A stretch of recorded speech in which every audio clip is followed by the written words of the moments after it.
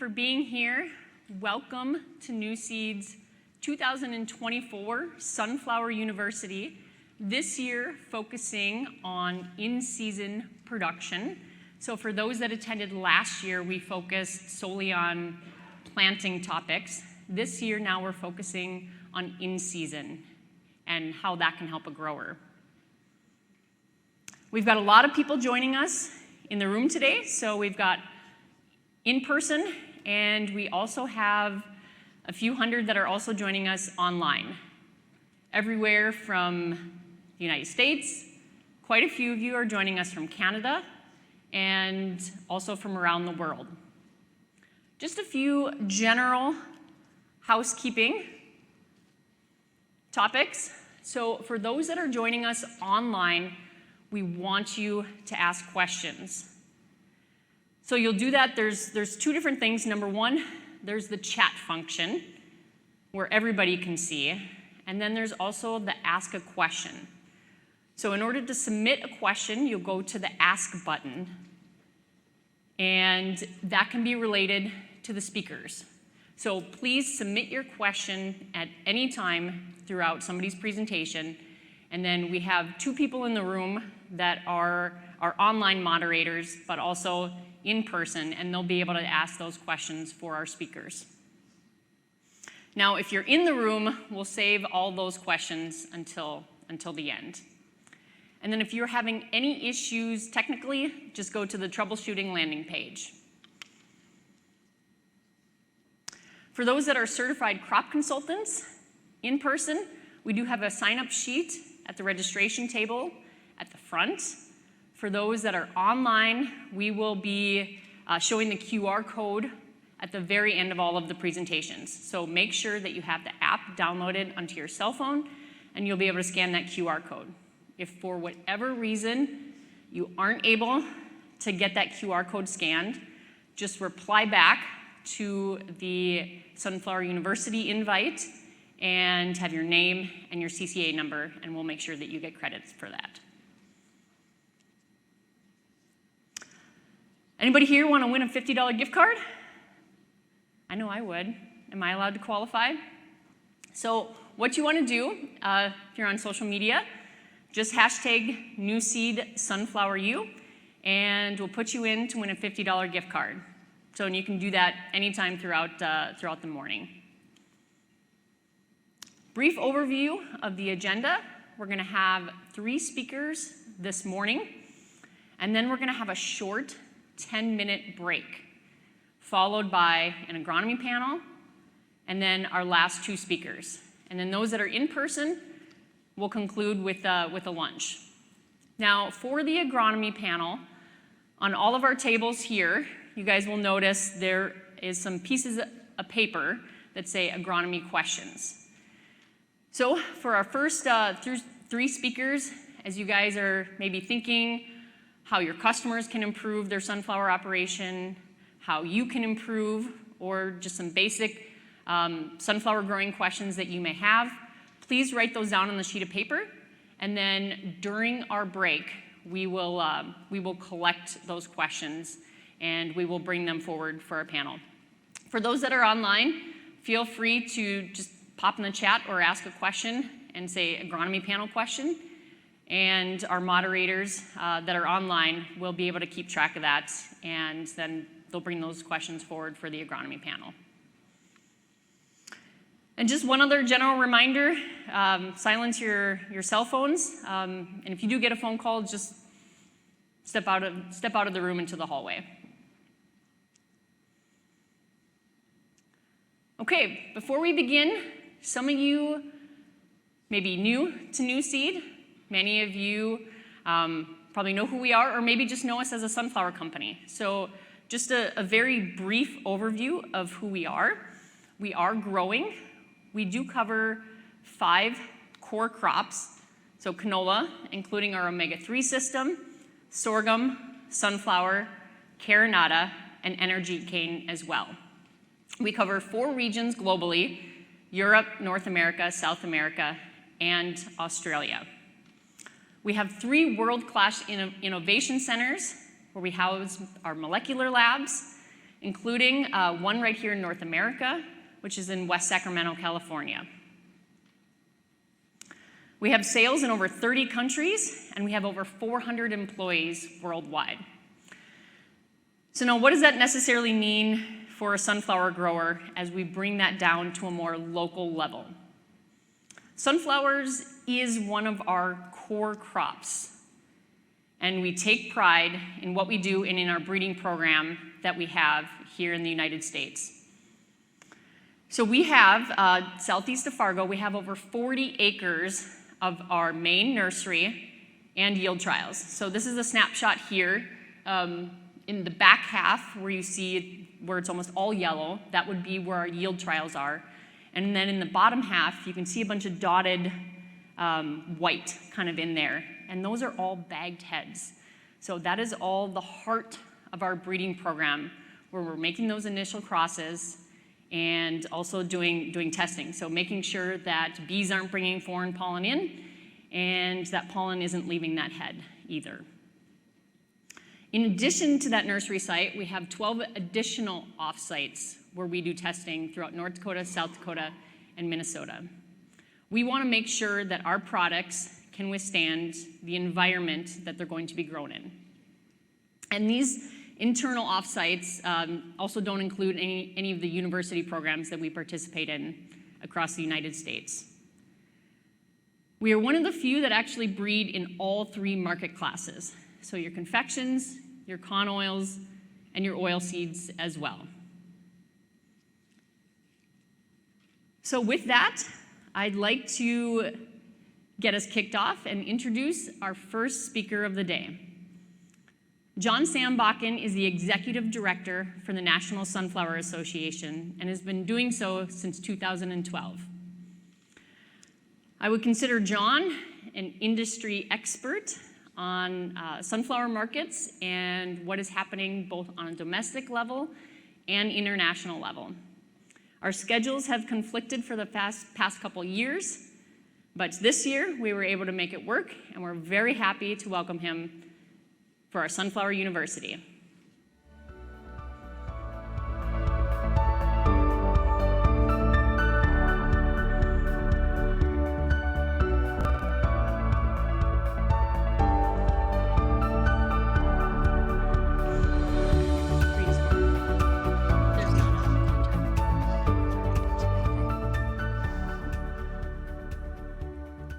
All right. Good morning, everybody. Those of you here in person online. My God, these lights are just amazing. I feel like I'm on television or something here. I'm going to talk about the sunflower market. Obviously, that's been a lot of topic discussion here since we've had harvest and just even over the last 2 years. So the things I'm going to cover today, I'm going to talk about acreage and yield trends, current product trends, what happened during the 22-23 market year as far as our fundamentals, and then just talk about what we're looking at for the 23-24 market outlook. So let's look first at acreage and yield trends in sunflower. And now I just do have US numbers. I don't have any of the Canadian numbers. But if you look at planted confection acres, in 2023, we did have a boost in acres. We've had a little bit of an incline since 2021. When you do look at this graph, it's a little bit deceiving when you do look at that. You think, my God, you know, confection acres have really dropped off. But most of the reason for that is the fact that if you look back in the earlier years, that 2013, 14, even before that, most of the kernel production that was being produced for the market was coming from confection sunflower. And now that is being replaced with con oils or with oils. There is still some, but most of the confection production you see is based on in-shell. That's really where the market is for confections. And then some of this also is a reflection of some of the foreign competition we're facing in our export markets. But if you look at yields, in 2023, we just set a brand new yield. In fact, the last 2 years, we have set a record high yield in confection yields here in the US. And this one here, I mean, it's almost 2,100 pounds for the 2023 crop, which for confections, I think that's really amazing. And it shows you what breeding does and what the work like companies like Nuseed do as far as coming up with new hybrids for you.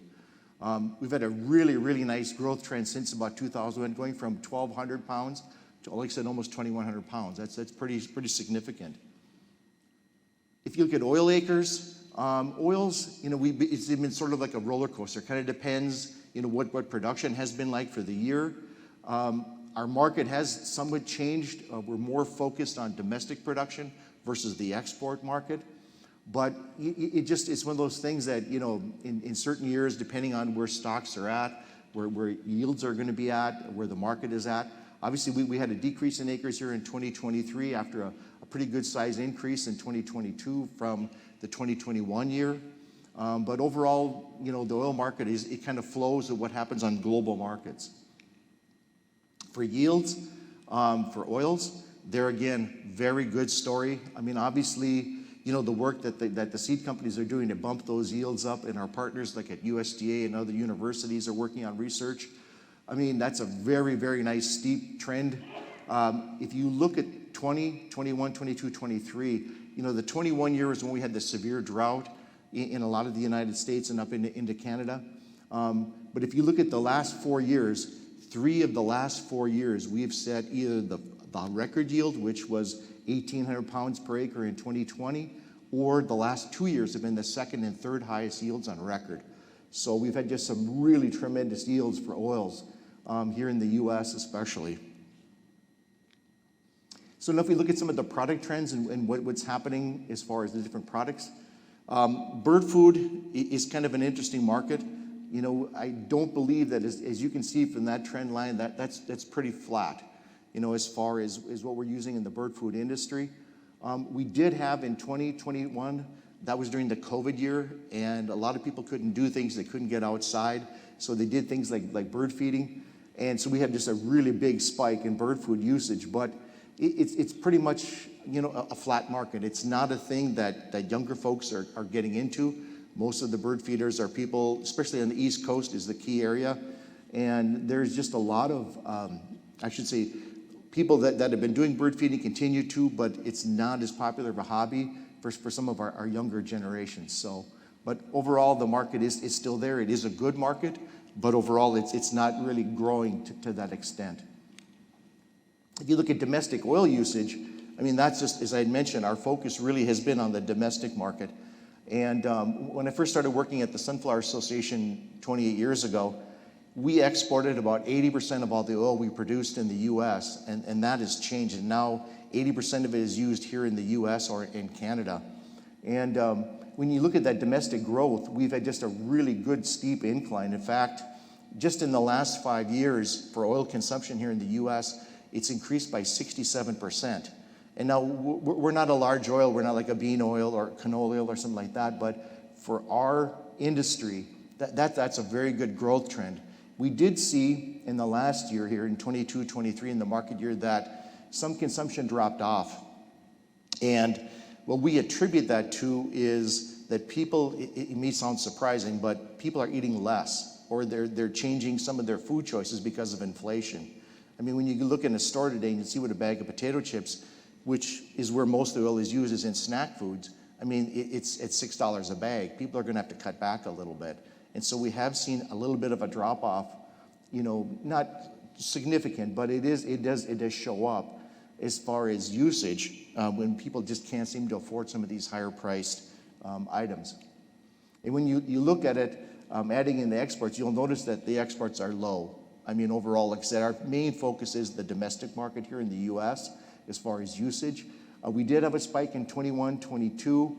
That was the year that Russia invaded Ukraine in the first year. So that last half of that market year, we did see a significant increase in our export volume. Obviously, the market was trying to replace oils from Ukraine that were not able to be exported. And so we did pick up some of that. And overall, that boosted our consumption during that year. But overall, exports, our main markets for oil would be Canada and Mexico. That's where the bulk of the oil goes from the U.S. when it is exported. Mainly in refined oil is what it is exported as. And but overall, it's going to stay, in the next few years, probably around that 35, 40,000, maybe even 45. But the bulk of the demand that we're going to continue to have will be on the domestic side. So when you look at what type of oil we are using in the market, you're going to, when Nuseed came on, obviously you can see the early years we were still, it was still being crushed for the old linoleic varieties. And that changed over time, and obviously it became the dominant oil that was being crushed here in the U.S. Some of that had to deal with a patent issue that was on high oleic oils. Only one company could export that or even produce that. And so, we saw a really big rise in the use of Nuseed, and that was driven with this move to go to domestic markets, because competing in the export market, international market, is very difficult. Most countries, when they sell their oil, they're selling in US dollars, and we have a strong dollar. I mean, it's very difficult to compete in a lot of these markets, and we're sort of experiencing that with a lot of commodities right now all across the world. So that's why we moved to the Nuseed. But if you've noticed, the last 3 to 4 years here, we're starting to see a decline. And that's because of this. And that is because high oleic is taking over. And that is, the patent went off. It was available to be sold, crushed by anyone. And you can see just a really steep incline, and that's going to continue to grow.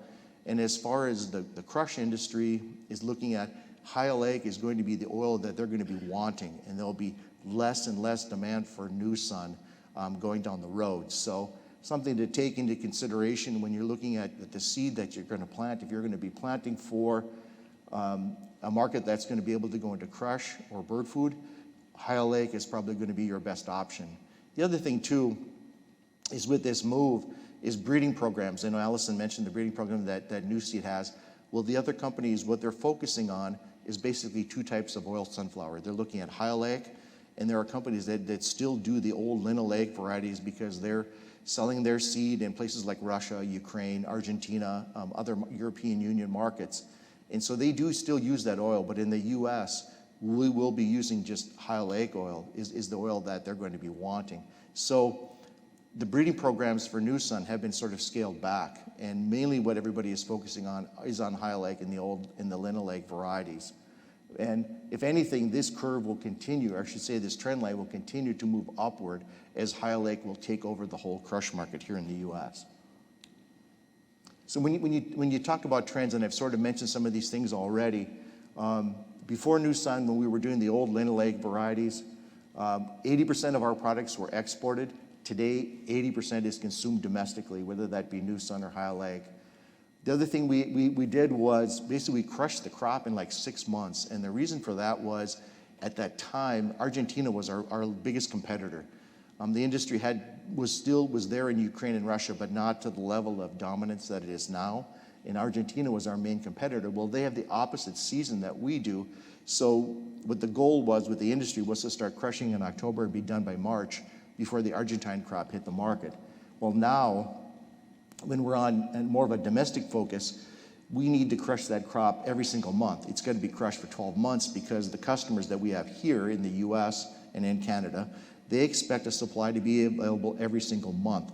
You can't just crush it, put it in tanks, and then ship it out. So we need to have that. The other thing that we're seeing is, in the beginning, storage was mainly at the plants, before Nuseed and high oleic, and now there's more storage on the farm. And we're because you need to have that constant supply of seed going into the crush plants. And so the crush plants can't handle the whole volume of the crop. And so what we're seeing, that's why we need more on the farm. The other thing was, there was little pre-harvest pricing, and now there's more pre-harvest pricing. And in fact, when I first started working in the association, for a crush plant to offer a forward contract or even an act of God contract, it was non-existent. And now that's very commonplace. Everybody offers act of God contracts, not just confection, but also on the oil side. We also had inconsistent production, but now we need to have production that's going to match that need every single year to keep our markets. The other thing we experienced before Nuseed high oleic was high price volatility. If Argentina had a huge crop, well, our prices would drop, and we just could not compete. Well, now, we have less volatility, other than this past year, where we've had a down market. But most years, we're pretty consistent in where our price is at. And one of the things was, the goal of the industry back then was to have good returns to the grower. And now we know, in order to have acres, we need to be among the top returns to get those acres. So when you look at confection, overall, as far as usage, that trend line is down. And that graph is a little bit deceiving, as I had mentioned before, because of the kernel usage has changed. So it isn't that we're doing less, but we're also producing more, and we're, like I said, with the goal being on the in-shell side of things, we're seeing more of that come from that rather than being the kernel uses from the oils. And also, we are facing competition in a lot of our markets. One of our biggest competitors for confection in the world is China, and on the in-shell side. And for kernel, it's the Bulgarians. And so we have been losing market share on the export side of things. The domestic market has stayed fairly stable, but we have seen a little bit of a decrease because of the cost of snacks and different things since we've had this high inflation. But overall, it is still a viable market. It's a good market for those that are into confections. And so it's something that, I would consider that this trend line will probably continue. Overall, when you look at the trends in the confection market, the domestic and the export are two distinct markets. In the export market, what they're looking for are the really long, the large seeds. And the reason that they're doing that versus the type of seeds we eat here is when they eat seeds, they eat them one at a time. I mean, they take a seed and they crack it between their teeth and they eat them one at a time, whereas we'll take a whole handful and throw it in. And so if you're looking to sell into the export market, you've got to have obviously those larger type seeds. So with that, the industry, what they're really focusing on is the goal is to produce, since the main push is for in-shell, is to produce hybrids that have a 75% over a 20 screen. So you want to have that more in-shell. You're not worried so much about the kernel because we're going to get that from con oils or we're going to get that from oils. And so overall, that is the push throughout the whole confection industry, is to do that. As I mentioned, kernels, that's going to continue to be mainly from the con oils and the oil types. I don't foresee it going back to the fact where we're going to have more kernel from confection production. Plus, another trend that I didn't mention there is that people are looking for high oleic characteristics in kernel. And this obviously is for longer shelf life. And that is with any kind of seeds, the higher level of monounsaturated fats you have, you're going to have better stability. And that's really key for somebody that does roasting, because sunflower can be prone to oxidization once it has been, in other words, could go rancid once you've roasted it. And so that is another feature that customers are looking for. I expect the demand to increase here in the domestic market, but on the export side, I think things are going to be somewhat flat here as we go forward, just given the competition that we're facing in a lot of these markets. So let's talk about what happened in the 22-23 market year and with that crop. When you look at this is a supply and demand, our total supply for confection sunflower. The key thing to look at is the stocks, and that's really what has been driving prices, not so much on the confection side, but on the oil side. But when you look at what happened at the end of the 22-23 year, we only had 12,000 metric tons of confection seed that were in stocks. And I've been around the association for a very long time. I've never seen stocks that low. In other words, the market is using all of the seed that was produced. And we did have, if you look at the 2 previous years, some overproduction. And so there was a little bit of a drag there, but the market has used that seed and worked through that seed. And I think that's what you're seeing in the new crop prices that you're being offered if you are a confection grower from the companies, and that is seed supply is low, and we have worked through all those confection stocks. If you look at the oil side of things, it's a little bit of a different picture. You know, when you factor in the bump in acreage, and when you look at where yields have been the last 3 out of the 4 years, we've had a really large crop, probably a little bit of overabundance. But if you look historically, if you go back to the early 2000s, we were in a lot larger situation as far as stocks carryover than we are today. But overall, it is a bump. They are using up the crop, but we did see an increase in stocks, about over 50% increase from the previous market year to the one that we just finished. So when you look at this, as I had mentioned, acres did increase. Oil acres were up 31% versus 2021, and this is all 22 crop information. Our production, we increased 48% from 2021. Now, granted, 21 was a drought year, but you know that was a year where we set the second highest yield level in 22, and so we did have a pretty big bump as far as overall production. The other thing that we had that really hurt us a little bit was there was a lot of seed that wanted to move to market, but if you remember versus this winter, last winter was just brutal. I mean, a lot of road closures, we had a lot of snow, it was hard to move grain, move seed, and so we did have some logistic issues at the crush plants, and some of that also, it was very cold, they had some breakdown issues, and so it really kind of backed up a lot of that seed that wanted to be delivered but couldn't be delivered. The other thing that happened, and this is that in the veg oil market, we had really depressed prices, and in most cases, they were grossly undervalued.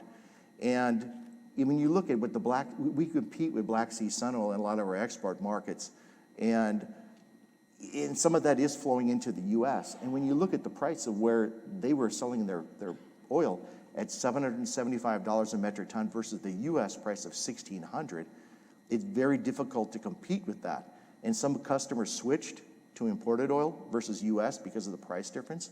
And what's happening is that in the Black Sea region, with the war going on between Russia and Ukraine, is they're trying to sell every single pound of oil they have, and they're just dumping it on the market. And it's one of the things that they're trying to get money into their economy. And so they were just selling at a fire sale. In fact, that price of sun oil is lower priced than palm oil, which is like one of the cheapest oils in the world. I mean, it was way below palm oil prices. And so it was very difficult to compete with that. So, the other factor that has been affecting the markets is that with the Russia-Ukraine war, it drags on. And originally, when they invaded, everybody thought, well, this will disrupt the market for years. I mean, we're not going to see any kind of, but somehow they are finding a way to get their shipments out. I mean, they're producing large amount of crops. They're exporting it out. In fact, you see it in the wheat markets with what the Russians are doing right there. But it's affecting a lot of different commodities, and they continue to be the cheapest sellers because they know there's demand for their sun oil, and they're still selling at these fire sale prices. The other thing that hit us last market year was in the bird food market. With the inflation that we saw there, a lot of people looked at that and they thought, well, am I going to feed birds, or am I going to buy food for my family? Or am I going to take care of this need? And so some people backed off on bird food purchases because they thought, well, I can go without that, but there's other necessities I have. So that dropped production. So in essence, what this all boils down to, and the reason prices dropped the way they did, was the 22 production was more than what the market could use, and our ending stocks, as I mentioned, they bumped up by 53% at the end of September from this.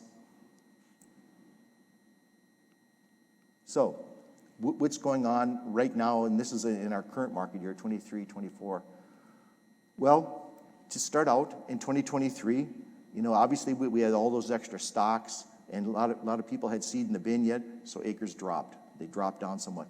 Prices dropped originally for new crop. They were still pretty competitive, but overall our acres decreased by 25% from 22 in the 23 acreage year. Our production did decrease by 23% as a reduction of that. But we did have some big yields. As I mentioned, we had the second highest yield on record in the 23 crop in the United States nationally. So that partially offset some of these planted acres that we had, that decrease. Like I said, the second highest at a little over, just a tish under 1,800 pounds here in the U.S. The other thing, for example, like North Dakota, they set a brand new yield record here of 1970, and that's for oils, and that's all dry land. This is not irrigated. And the other factor that goes into this is on the oil side of things is that the 23 crop, there is some that it's hovering around. There are some people that had 50% oil content. I mean, that's a lot of extra oil. Normally at the crush plant, obviously they discount you if you're below 40. Well, 40 is like the low, or that's where you want to be. But overall, for the whole crop, we're averaging for the whole United States over 45% oil content right now. So that even though they might be crushing less, they're still producing even more oil. And so they're not, at the crush plants, they're not needing quite as much oil, I should say seed, as they do because of this extra oil production. So the other thing, since we couldn't use all the 22 crop, the market still is working through some of that 22 and obviously the 23 crop. Right now it's on hand.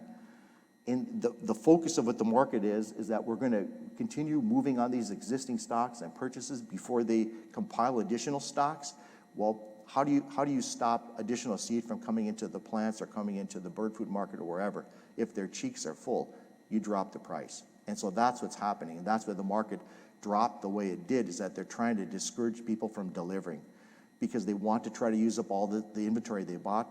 A lot of the crush plants had a lot of crop that they had booked early, probably more so than they had ever had because new crop prices were very attractive last spring. And so what they're doing is honoring those contracts and letting that seed come to the plants first versus open market seed.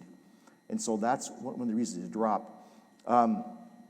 It's going to take some time to work through this. We're kind of in this situation on the oil side of things that confection was a few years ago. And so the industry will work with that. Also, there's a large supply still, and it's likely going to result, I believe, obviously, and probably everybody in this room does, that sunflower acres will be down in 2024 because we need to work through this inventory with the goal that we're going to be back to where we should be next year because we'll have enough seed to make it through as far as we need to crush. But I wouldn't discourage anybody from planting sunflower because it's a very important crop to have in your rotation. And if you look at the thing, what I have a lot of discussions with producers is everyone is looking at the nearby price, which is not good.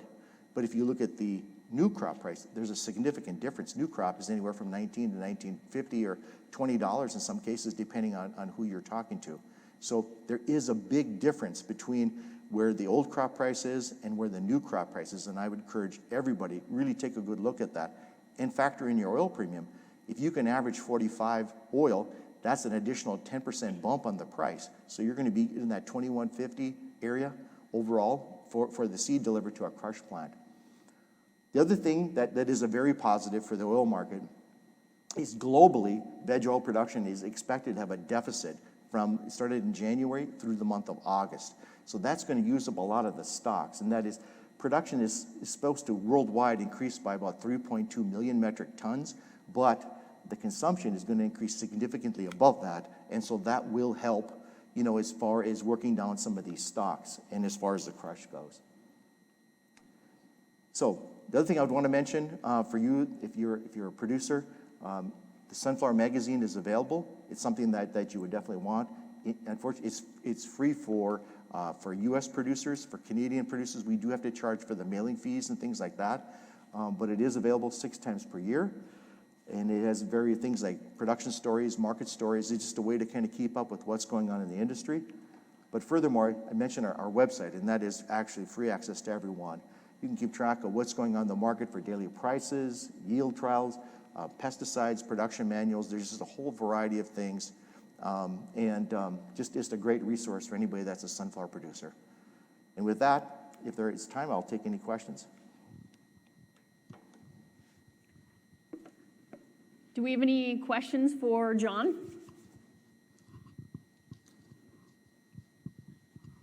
Yep, go ahead. Just an online question. Is the higher oil content due to hybrids improving? And should we expect to see that trend continue, even steady out? Actually, it's a combination of a couple things. It is definitely that hybrids are improving, and that is one of the goals of all the companies, the seed companies, is to increase that oil content because they know it makes the crop more valuable. Also, the growing conditions were excellent in 2023. We had just the right conditions to add the oil content. What you need to do is later in the season is you need to stress the crop so it packs on more oil. And so with the genetics that are in it, it allowed that to happen. And so yes, definitely, it's a couple things.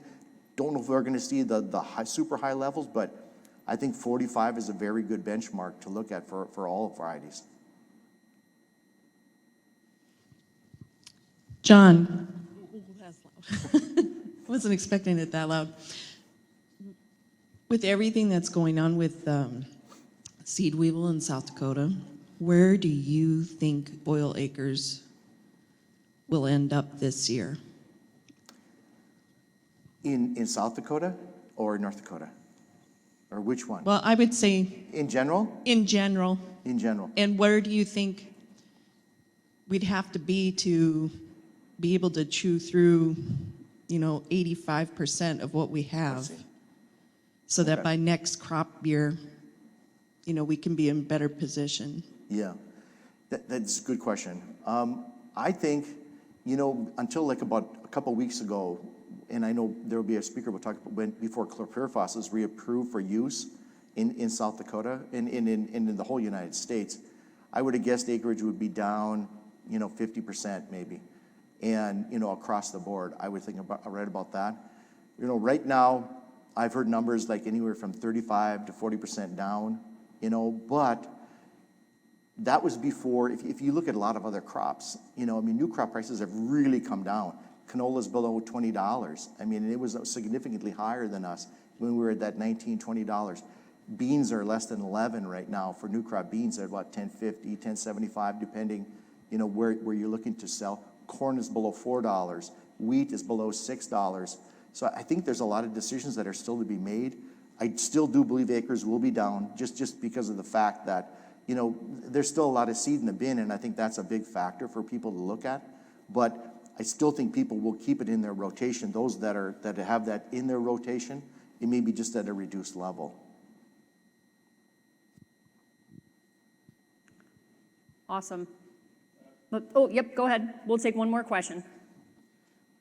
Okay, I'll paraphrase the question, but basically talked a little bit about Argentine production market and did mention Ukraine, Russia. Can you maybe comment, the top 3 or 4 global areas of production, areas like Brazil, Argentina versus Eastern Europe, and kind of where you see production going in the next year or two? The 2 largest producers are Russia and Ukraine, even though the war is still going on in their countries. They account for probably 70% of all sunflower seed produced in the world. Argentina would be about the 3rd largest producer if you don't consider the European Union as one, because each country has, production, but the European Union would be right in there number 4 as a group. And so I think, the Argentine production has come down significantly. They're feeling a lot of pressure from the Russians and the Ukrainians over the years, and their acreage has gone down.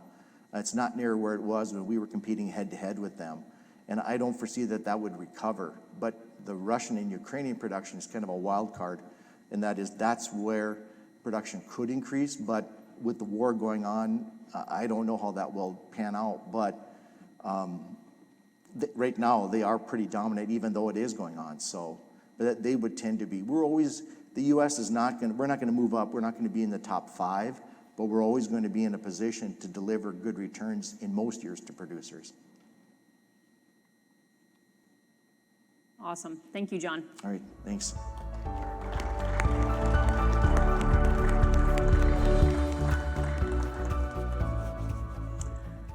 Next speaker that I would like to introduce is Kyle Okke. While Kyle just started his consulting business, Agile Agronomy, in 2022, he has been an agronomist for much longer than that. He also has an excellent podcast that I would suggest everyone to listen to, perhaps on your way home here today, Happy Hour Podcast, that he also does with Jason Hansen. Although I wish maybe, Kyle, you could incorporate a few more sunflowers. Just a little push on that. With that, Kyle, thank you so much for being here and talking about sunflower fertility and what you do with your growers. Thank you.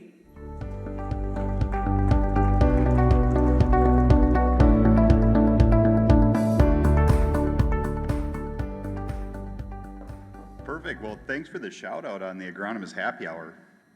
So, like she was saying, Kyle Okke, I've been working in the agronomy industry now for 16 or 17 years now. Started that working retail agronomy, and then the bulk of that working as a technical agronomist. And the fun thing I always like to joke about being a technical agronomist for any business is that you're kind of at the bottom end of a funnel. And where I was I always like to call that the bottom end of the funnel where things went wrong. And so I was always in a troubleshooting mode and trying to figure out what happened, what went wrong, and how do we fix this going forward. And so that gave me what I felt like a huge learning curve and a ton of experience. And then things in life change, and I really have a passion with working in agronomy, everything technical, and then working hands-on with farmers. So here a couple years ago, I started independent crop consulting, and a lot of my business is centered around precision agriculture. So you'll probably see a theme when I do talk about this whole sunflower fertility topic, is a lot of it's going to be centered around the idea of precision ag and how we incorporate that. And a lot of our equipment is capable of it. If you use it or not, that's a different story. But hopefully, I'm going to leave you guys with some things to think about on a fertility basis that you might look at differently and take home with you to the farm on how you're going to fertilize sunflower. So, the focus is on fertility. And I would say there's probably a lot of us when we're thinking sunflower that the focus is on nitrogen and maybe some kind of starter, phosphorus, right? But what I'm going to say is that there's a really big focus that centers around what you do with your nitrogen. And phosphorus, it's like some other crops we have in North Dakota when we're talking about a lot of our minor crops. Sometimes phosphate isn't the focal point. There's a lot of good fertility research that's out there that was done from NDSU and other universities. I would suggest that regardless of what you do on phosphate and sunflower, it's hard to see a yield response. So I'm not going to focus on phosphate fertility. If you want to do something with your phosphate fertility as far as just keeping up with crop removal and not mining your ground, that's one thing. But I'm focusing on the things that can impact your quality and impact your yield on sunflower. So 2 places that probably aren't looked at as commonly is looking at potassium and looking at sulfur as a fertility management practice in sunflower. And hopefully I'm just going to share with you a little bit about my clientele, what we see in our fields, what we see in our fertility levels, and how these things play.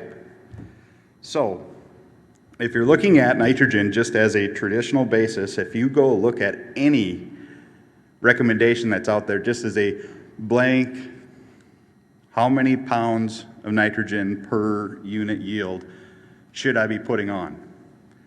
So we do this all the time in other crops, right? We're doing this with wheat, we do it with barley, we do it with corn, and we're using figures like, hey, we're looking in wheat, we need 2.5 pounds of nitrogen per bushel yield goal minus whatever our soil test nitrates are, whatever our previous crop credits could be. Say if you had soybeans or something like that, you give it a nitrogen credit. We do that same thing in corn, we do it in barley, we do it in others. There's a figure for that in sunflowers too. And so here it is. So if you're taking that pounds of yield goal, so if you're, say you're shooting for that, 2,000 pounds where that near North Dakota average is, you would take that times 0.05 minus whatever your soil test nitrates are, minus whatever your previous crop credits. So say if you were following soybeans or lentils or chickpeas or any other legume, and then you would have what your nitrogen needs are. So if you were to look at that, it gets pretty simple, right? If you start to look at this, what are my max nitrogen needs as you go through? So where you're starting at like a 1,500 pound yield goal, you're like, hey, okay, I need 75 pounds of N. And then it's 100 at that 2,000 pound goal, and then it just keeps going up from there. But there are other factors that nitrogen plays into how sunflowers react. It's not just a yield thing. So it is well known that sunflower is no different than a lot of crops. Nitrogen is the highest used nutrient that's in your management program. So it is important to be using. So there is a direct correlation between what you see in yield and how much nitrogen you apply. So that's good. But there are other factors that are in here. So if you start really pushing things on a nitrogen basis, you could be inducing more lodging because you're getting a lot of luxury consumption, you get taller plants, you could get plants that lean more. Maybe you're getting your nutrient, whole load out of balance. There's also a disease portion of this that's important, that there's good work that's out there that would suggest that the higher the nitrogen rate goes, that the higher your disease incidence can go. And so 2 that really come to mind that are important in sunflowers is downy mildew. There's good proof out there that would suggest that the higher the nitrogen rate goes, the higher incidence of downy mildew. Same thing to be said like sunflower rust for those that have dealt with that. So generally, the higher the nitrogen rate go, it's not an unlimited thing. And then probably the biggest thing, it's here when we're just listening to John's presentation here earlier, he's talking about premiums paid over 45% oil. So the higher oil, you're hitting a new threshold, all this, so oil's important. So here's just a general statement that can be made with any nitrogen research that's been done in sunflowers. Yield does this, oil does this. It goes backwards.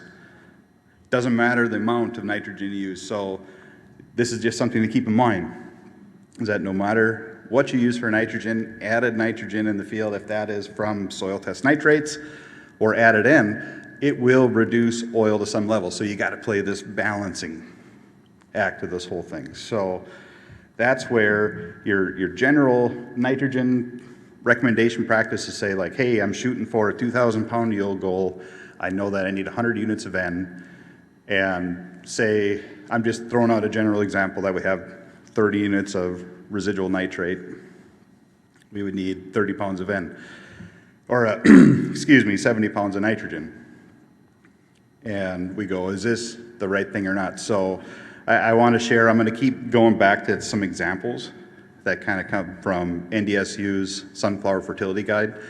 So I'll actually reference the actual manual that you guys can find later. But there's one thing I want to share in this. So I'm from Dickinson. So Southwest North Dakota, sunflowers are a very important part of our rotation. The vast majority of us are in a long-term no-till. So if you're following through that sunflower nitrogen or the Sunflower Fertility Guide, you're looking through the nitrogen section, they do this really cool thing. They break things out by region. So you look by region and you look by what your tillage practice is. So are you a conventional tillage? Or are you minimum till? Or are you no-till? What have you been doing? That all impacts nitrogen mineralization, and it impacts what you're going to see out of a nitrogen application.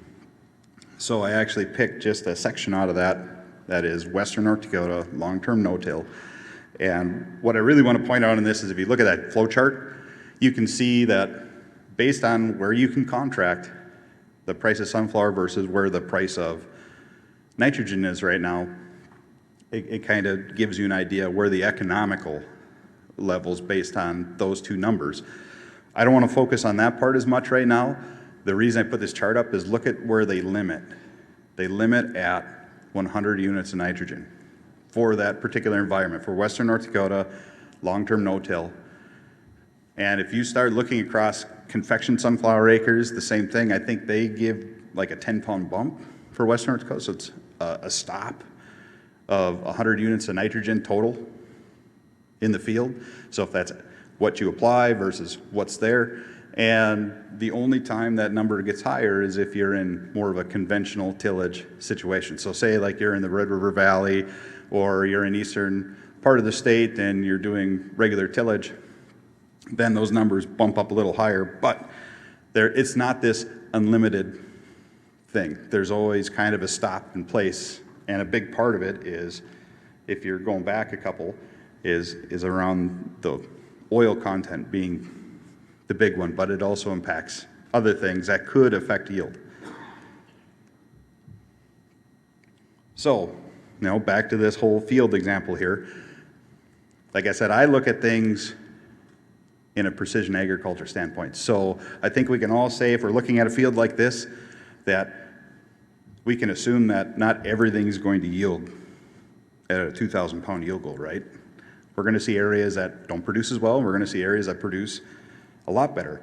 So if we start looking at this in a zone kind of production standpoint, it's probably more realistic to say that, in those poor areas of the field, we're probably seeing 1,500 pounds or less of actual yield come out of those areas. But when you're in some of the best areas of the field, where have you seen your yield monitors go?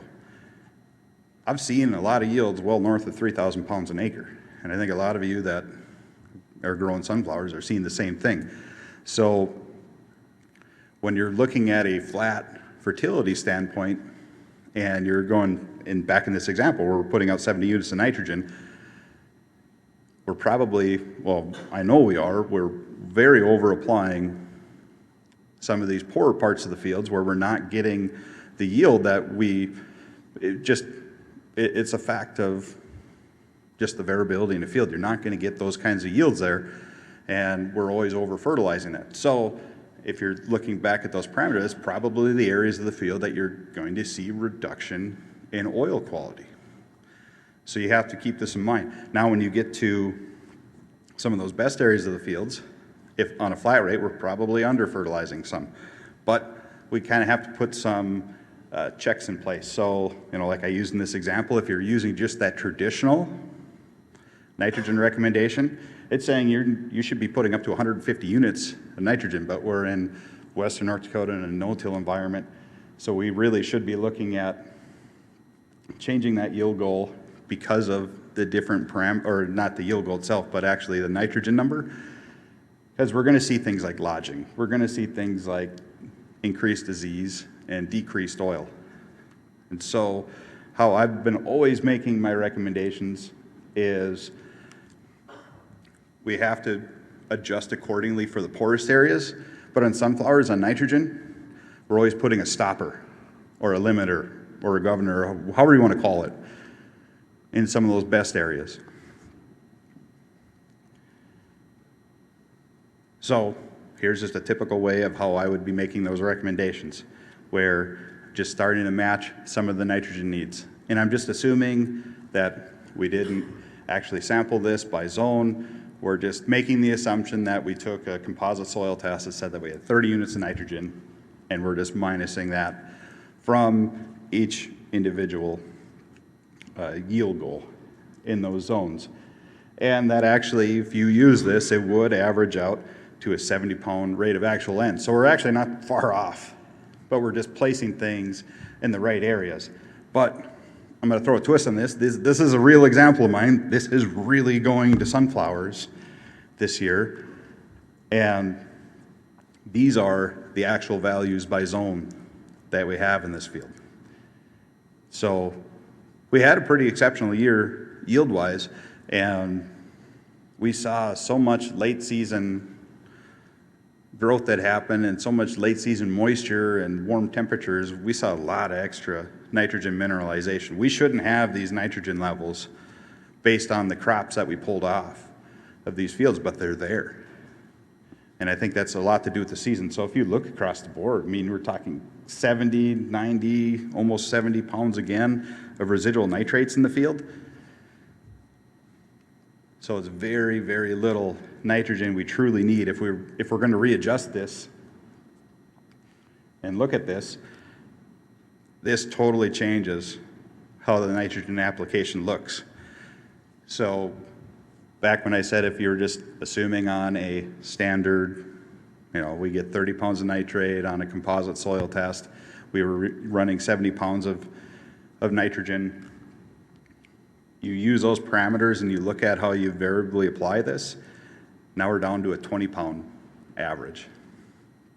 And so just keep that as a placeholder in your head, because there's probably more to this story that we can share here.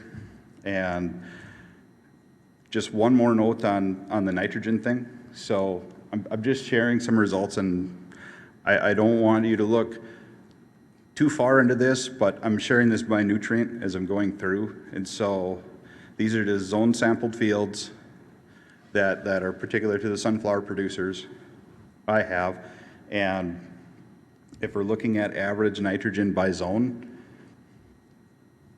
generally the poorest areas of the fields are always elevated because most of these guys have been over just applying nitrogen, which is a generally safe thing to do. But when you're starting to look at your sunflower quality, that might be one of the biggest areas I'm seeing where you're seeing reduced oil in there. But big thing is there's no real trend zone to zone. I mean, you're seeing generally a little bit higher, but you can see all these little bars, you see lots of jumps all over the board. There's high nitrogen everywhere. If you look, I mean, look at the residual nitrates I have by zone and fields this year. Those are the averages, but see the jumps by zones depending on the field. There's a lot of unique situations. So what I'm getting at is there's no real general trends when it comes to nitrogen by zone fertility.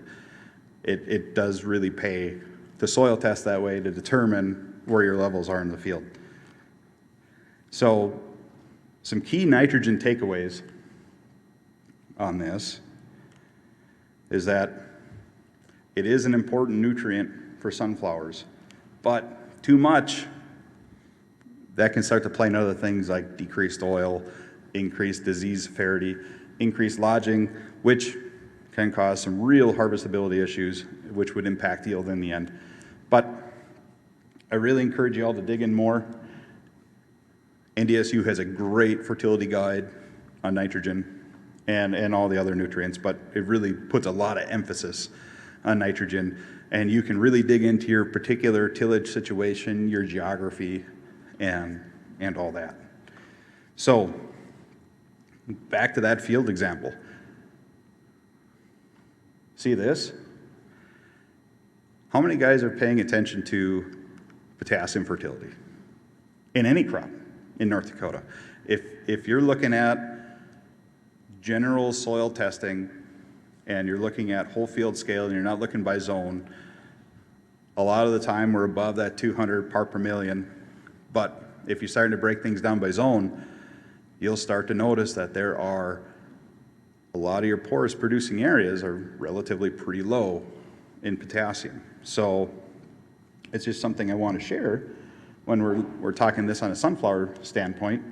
Is this comes out of this NDSU fertility guide, and they have it right here that yes, there isn't a lot of work done, but from what work has been done, your threshold you should be setting, which has traditionally been for a lot of years 100 part per million potassium. They're finding that threshold is actually higher at 150 parts per million potassium.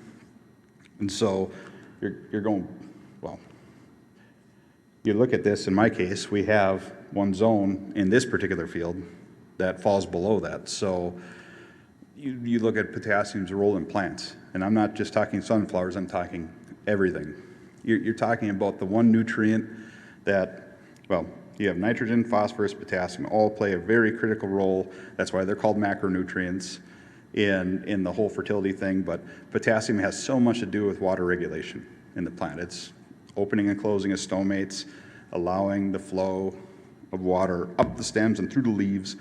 And under drought stress, soils typically don't release as much potassium, and then you see, like if you're at a tissue sample, you see more potassium deficiency on dry years. But if you're already low to begin with, you might see drought stress symptoms anyways, or those potassium deficiency symptoms anyways, because it's not able to regulate what water flow can run through the plants. So it definitely is important to yield. And that general recommendation is to say, hey, if you're below that 150 part per million, there's not this nice pounds of product applied versus like what your level of potassium is, and there's no response curves like there are, say, like for phosphate for a lot of crops. They're just saying, blanket recommendation, put 100 pounds of potash, you will see yield increase. So if we just do that based on this particular example, and look at that, we're putting 100 pounds of potash in the zones that need it, we're looking at 17.5 pounds of potash that's being applied. So now that's a pretty digestible amount when you start to look at that. That's pretty common in a small grain starter. But you're putting it in the right places. If you're just putting 17.5 pounds as a blanket application across the whole field, you're really not playing with a lot here. But if you can site-specifically apply that where it needs to be, huge deal, right? So here's a fun thing with everyone that I have sunflowers that I zone soil sample for, and you can look through on this and where that 150 part per million threshold sits. For me, for those guys, half of my poor zones fall below that 50% threshold. So the traditional way of thinking about zone fertility is try to match to what your yield level is on those areas, and these poor areas of the field typically have a way lower yield goal in mind. But we're also seeing that this is a huge limiting factor, so we still have to put resources in those areas. So this is important to think about. So another nutrient, sulfur. This one's a little more interesting. So when you look at that NDSU fertility guide, this just has a great thing in here I just want to share. And it is less predictable by zone. Using a sulfur soil test isn't quite as diagnostic. I would say if you have good zones and you're agronomist, or if you're the one soil sampling and you're doing zone soil sampling, you get good zones. A lot of the time you can see differences in sulfur levels by zone, but it's not a end-all say-all because sunflower roots can go down 4 feet. And once we get into some of our groundwater, we have a lot of sulfates. And so sunflowers can usually get what they need later into the season. So it's always looking at what are your early season needs for sulfur. Do you have the conditions? Did you have a high rainfall fall? Did we have a lot of snowfall, which we didn't this year? But we did have a lot of fall moisture. And if you look at just different soil types and how they can, move nutrients through, I would say it's pretty safe to say we're probably going to see some early season sulfur needs where I'm at. But you look at trends, it is hard to pull a trend out of the sulfur soil test. So that's why I'm sharing this data with you, is that you look across the board and maybe you can try to make a trend out of those averages, but it's all over the board. And the reason being is it's really more dependent by field. So if we're looking at two different field scenarios, the top left-hand is where the field I've been sharing the whole time. That's showing under 20 pounds sulfur on that field by zone. And then this bottom right-hand side is showing a lot higher in different zones. And so the big difference, at least in these two fields, are really soil types. So I'm generalizing here saying the one field's mostly sand, which it is. We're going to see sulfur deficiency to some level in those fields. Now this other one, we have a lot of clay pans. So we've got a lot of shallow soils, we've got a lot of alkaline situations going on there, and a lot of soluble salts. Well, one of the soluble salts is sulfate that we see there in those red areas. And that bottom right-hand side are all low-lying areas where water does tend to pool up. When it dries out, those are the areas that end up showing a lot more salt. So that's why our sulfates are a lot higher. So we're never going to see any sulfur issues likely in those areas. So it just depends on field. So that's back to the notation they made, is that depending on, what kind of soil type do you have, the loams to the sands are going to see a lot more potential for a sulfur deficiency versus, say, your heavier soil types. But if we're starting to put this all together, so I was talking in that field situation, a 20-pound average rate of nitrogen, 17.5 pounds of potash, and in this sandy field, we will put some AMS on this field. And so based on the recommendation, it was just a 10-pound flat rate that got put out, so roughly 50 pounds of AMS. And so I'm just roughing things here, but saying that you get a 10-pound nitrogen credit. If you figure that out, that would just eliminate it off of the poor zones for nitrogen needs, and it would take 10 pounds off the best areas, and now my new nitrogen average rate is only nearly 7.5 pounds of nitrogen. So if we're starting to look at costs on those things, we have a general low cost of nutrients going into that, versus if we were to do just that original previous example saying we're making a blanket recommendation of 70 pounds of nitrogen, and we're just comparing that to at a urea price, a current price right now, we're looking at something like $40 on just focusing on nitrogen as an average rate across the field, versus if we were trying to do things in a balanced fertility approach to try to minimize disease, we're trying to max yield, which we're basing off the soil test levels, and we're trying to get maximum oil. So watching that nitrogen thing. So the big difference in cost. It's just a totally different way to look at it. But sunflowers, no different than wheat or corn or other crops you can look at in a variable rate standpoint as far as how you're doing fertility and how you can manage the fertilizer in that crop. So that I'm sure I've taken probably over my time, but if you guys got questions, I'm sure there's probably one or two I can take quick. If not, I think I'm on a panel here a little later. No, we've got time for a couple questions.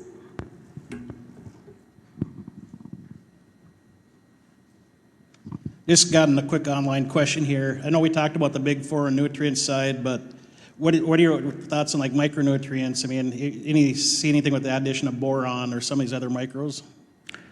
So I didn't put boron on purpose in the micro thing, but that is a huge focus, right?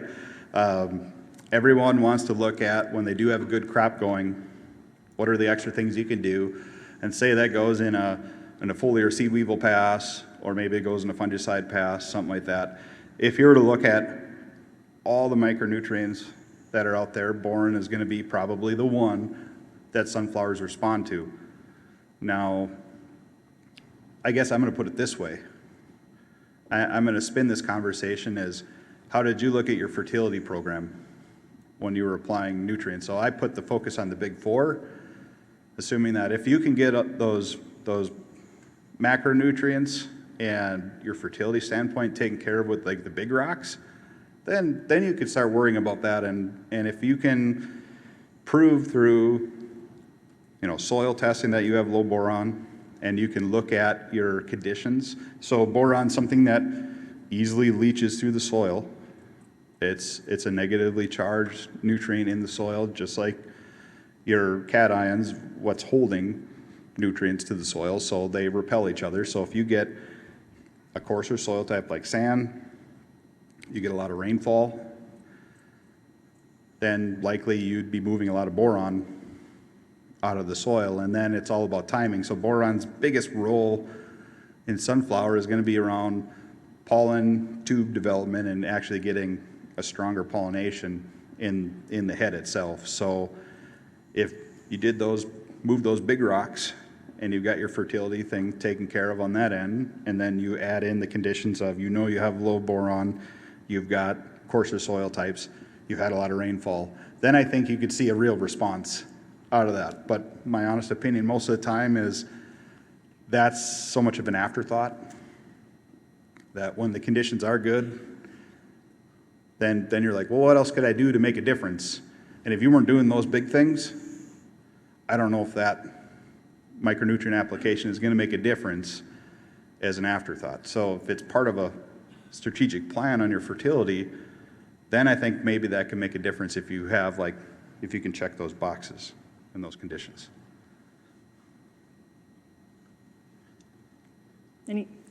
Go ahead.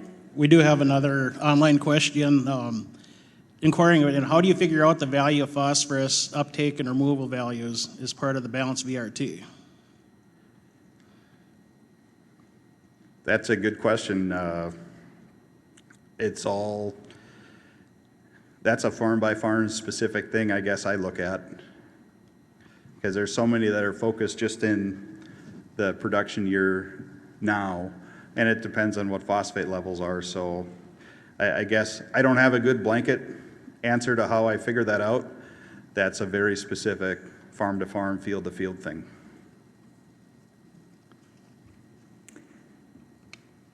For the person that had that question, they'll have to hire you, Kyle. Okay, well, thank you, Kyle, very much thank for being here.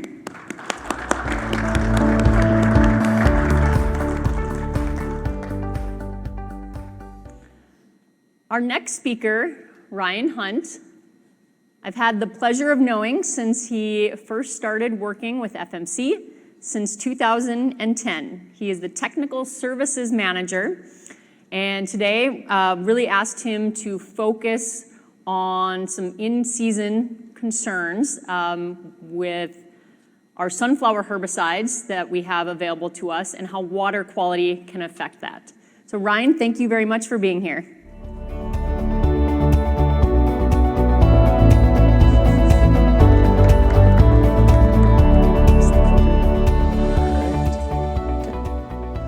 All right, thank you, Allison. Thanks for having me. Like she said, she wanted to talk about water quality and spray solutions and whatnot. So it really, I think the water quality issues we talk about, we've overcome a lot of them just with adjuvants and whatnot, but it's still something we don't really talk about a lot anymore, and it's still an issue. So we'll get into that, but first, just since I'm here representing FMC, you probably know us, from some of our products, whatnot. These are kind of our brands. You might have dealt with us in the past. Just a little cheap plug there. But what we're really going to talk about today is the water quality issues just on all herbicides, what they do, what they can cause. Then we'll get into express herbicide a little more because there's some issues there we can get for doing some burn downs. That's one of our products, so I know it really the best. And it's probably one of the main ones you're spraying in your sunflowers. And then we'll talk a little bit about the total sol granules that formulation has. So really water quality issues, you don't think about it. 95% of your spray solution's water, right? A lot of times you think we're just gonna pour this chemical in and go. Just a little tiny variation can really, really screw up your spray and your control. Just some little variations can decline 10, 15, 20% of your control on a given pest, whether it's a weed, a bug, or even a disease. But there's three kind of main sources of water problems, especially that we run into in western North Dakota, South Dakota, that eastern Montana, kind of our main sunflower growing areas. So there's the acidity or alkalinity, which would be your pH or your water, minerals in the water. So that's different cations, whatnot, that will bind to some of these herbicides, lower the activity, kind of basically block them from the plant, taking them up. Or suspended particles, kind of one you don't think about. Depending on where your water source comes from, you might have some dirty water or whatnot, some turbidity in there that also can cause some binding, some clay and whatnot in there. So first on the acidity, alkalinity, the pH, I think we all probably know 7's neutral, above 7's alkaline, below is acid. Most of your herbicides and pretty much all of your insecticides and fungicides are a weak acid formulation. So they prefer to be from 5 to 7 pH, really below that 7. Now your SUs like Express, that is basic in nature. It wants to be above 7 in your solution. So that's where we can come into some different problems. Where this really affects things is different herbicides last longer or shorter in different pHs of water. This is just a little chart up here kind of showing it's some older pesticides, but kind of shows the differences here. Your pH from 5 all the way up to 9, how long that product will last in that spray tank. And as you can see, you go through some of those where they're stable, where they're not. Like your paraquat, if you get up to a pH of 8 or 9, it's unstable. You're going to try and spray it. It's probably not mixing. It's really not getting any activity. Now you see on the side there I added tribenuron. That's the active ingredient in Express. If we get down to a pH of 5, it won't last and be viable in that solution for even a day. So part of this is knowing your pH of your water, this final solution, how long your herbicide can sit in there. Say you get rained out, you had a pH of 6, you get rained out, your Express sits in that tank overnight, you go out and spray the next day, come back a couple weeks later, you're wondering why it didn't work. It's one of those deals. You want to stay on top of that, know this stuff, be testing your water, paying attention to that. I don't know how often we're really testing our water anymore either. A lot of water quality's gotten better the last 10, 20 years with a lot of the cities getting better water sources from just taking from a stream or a well. But there's still these issues with the pH levels and what we add to them to change the pH. That being said, like your Beyond that you're using, that is also a weak acid, like your glyphosates and most of your other herbicides prefers that lower pH as well. The minerals in water. So a lot of different minerals that can be in there. Bicarbonate can be a big one in our area in some places. If you test for this and it gets to be that 400 to 500 parts per million level, you'll see some effects and lose a lot of activity with your grass products, the DIMs we call them, so like your clethodim or select. And that even be like if you're spraying wheat with Axial or something. That's another one there that's going to be affected by that. The nice thing with a lot of these problems is AMS helps overcome most of them. So if you got high bicarbonate levels, you can add some AMS and take care of that for your grass activity. When we get into hard water, this is really calcium, magnesium, and iron in there. You can see kind of what they classify different levels there. But really, the thing you really want to watch out for here is these weak acid pesticides, which would be like your Roundup, a 2,4-D amine, clopyralid, so like you're using your wide match or Stinger or something, and dicamba, also Beyond if you're using Clearfield sunflowers.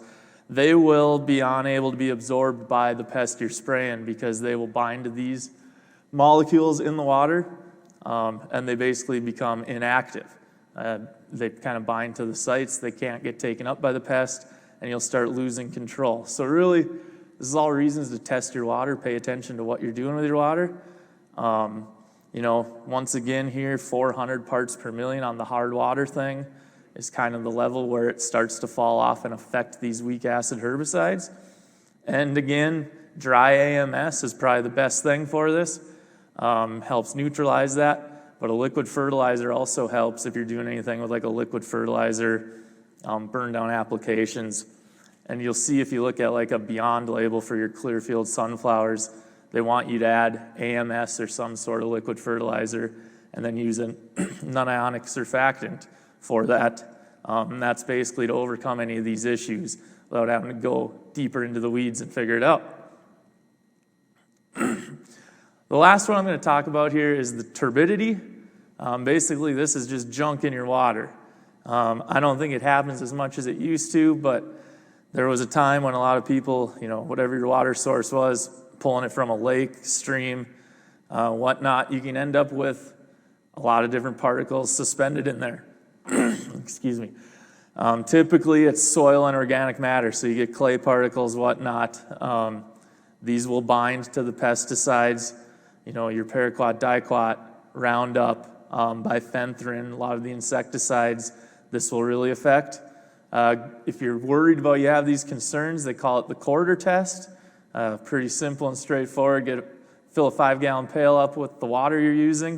If you drop a quarter in it and can't see the quarter in the bottom of the pail, you need to find a new water source. That's kind of your cure for that.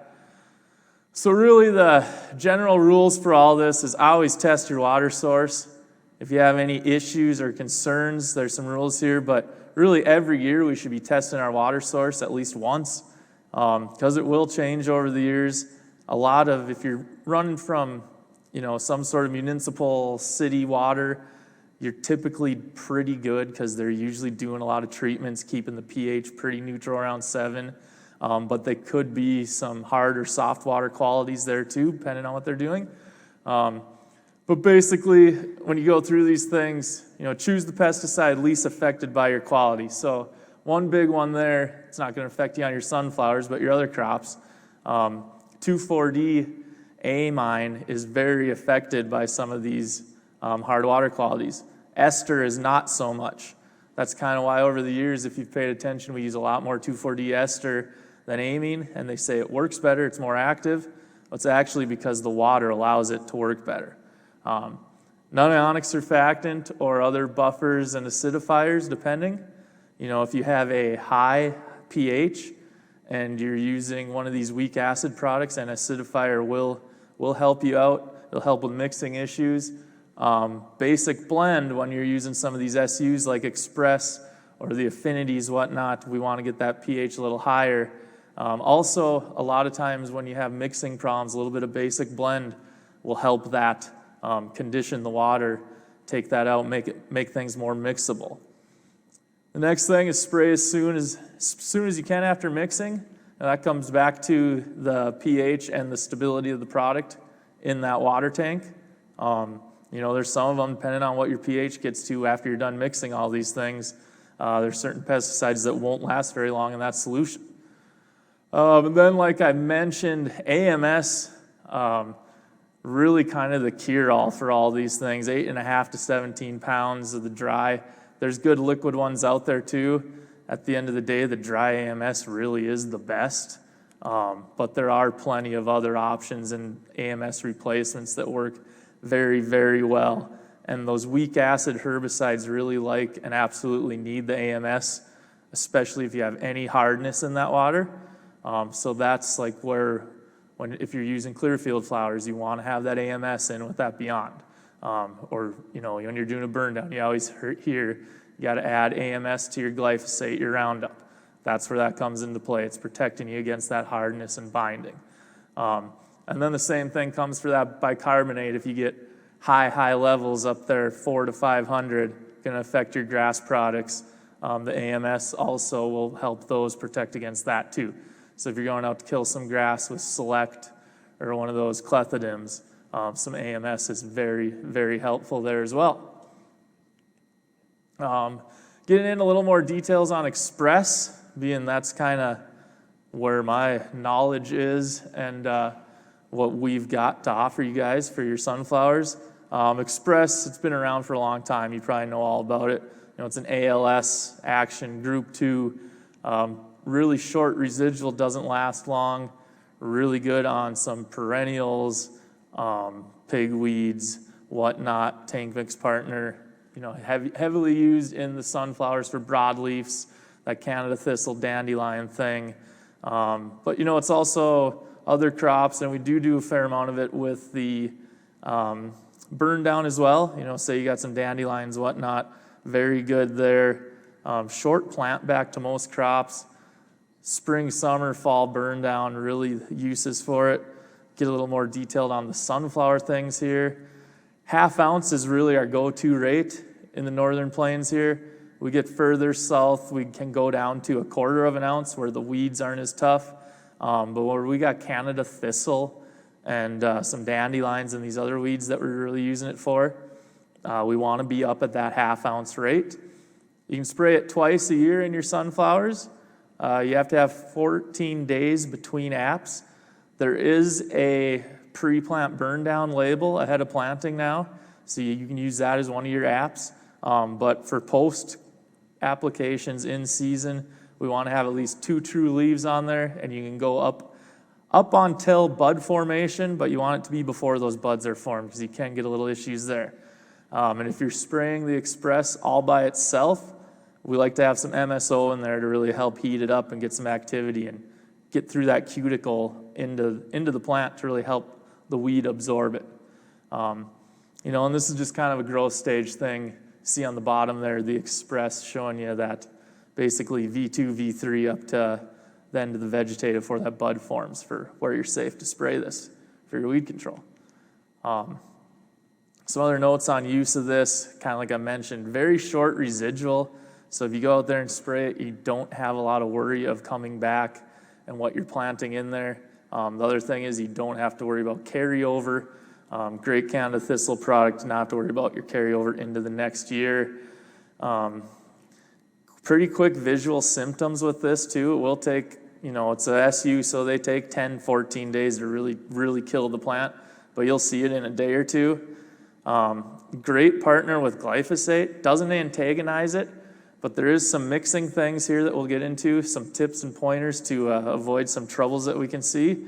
It translocates through the weeds, so that's where it works well with your Roundup, because they're both translocating together, moving through, getting down into that root to kill it. The one thing you want to watch out for is Express will antagonize your Group 1 grass products.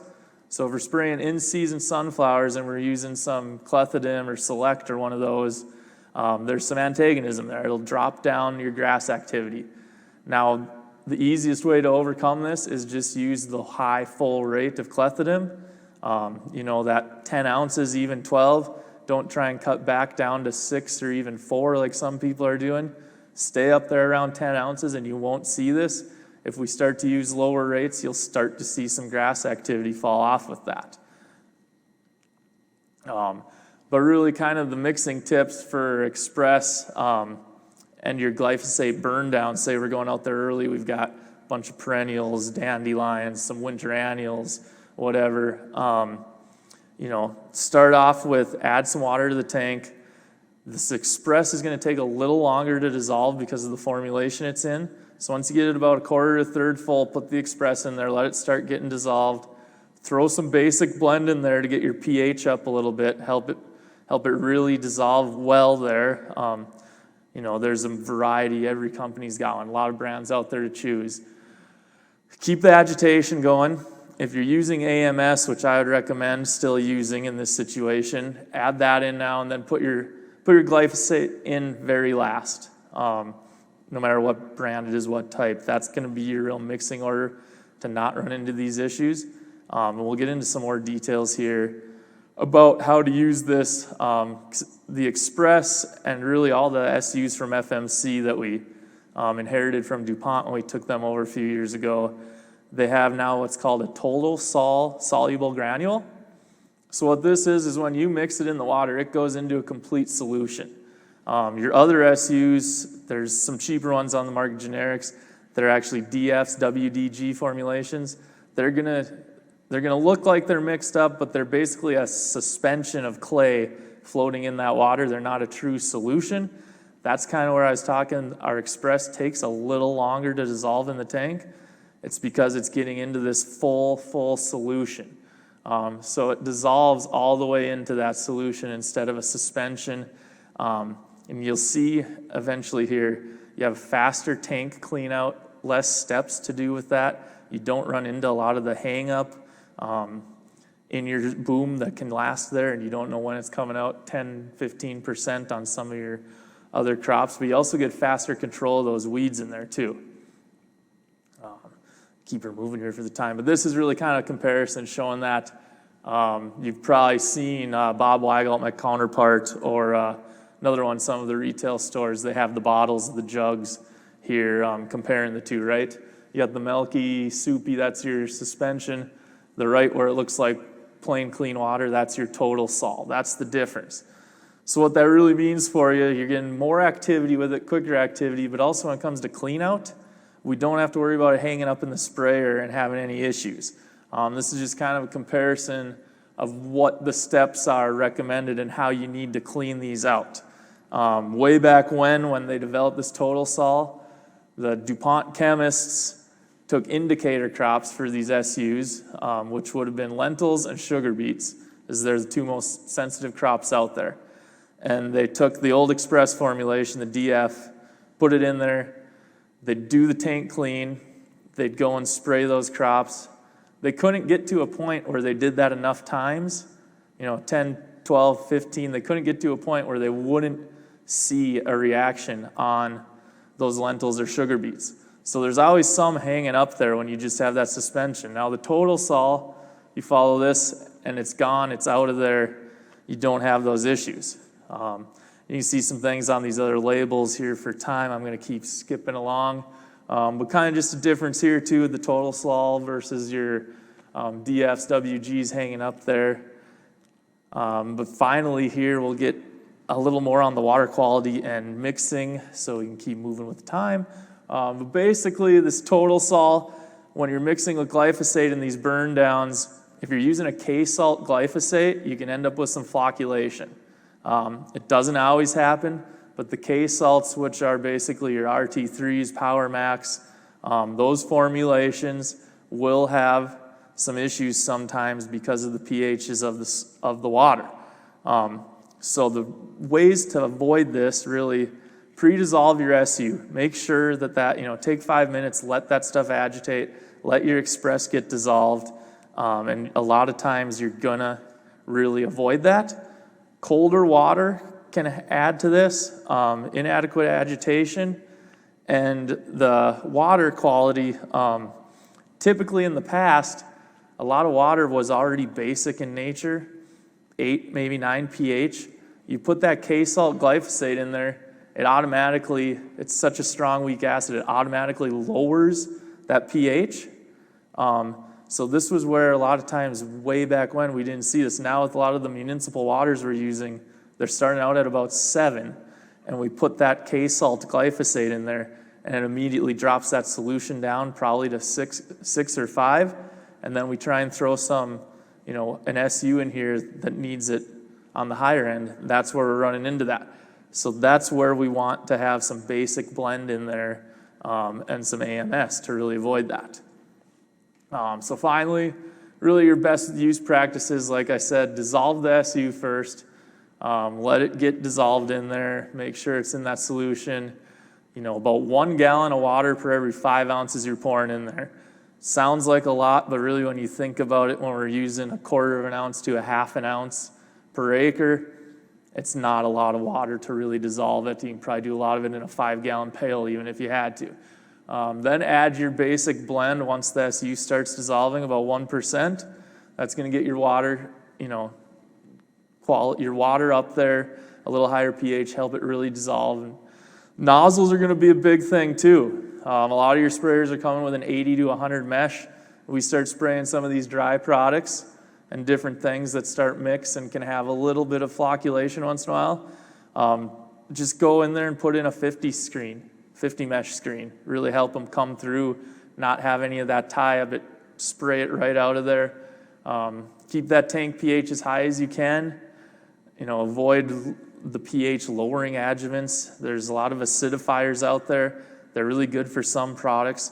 With what we're starting out with at our pHs for water now, a lot of times they're not needed, especially if you've got something like glyphosate in the tank.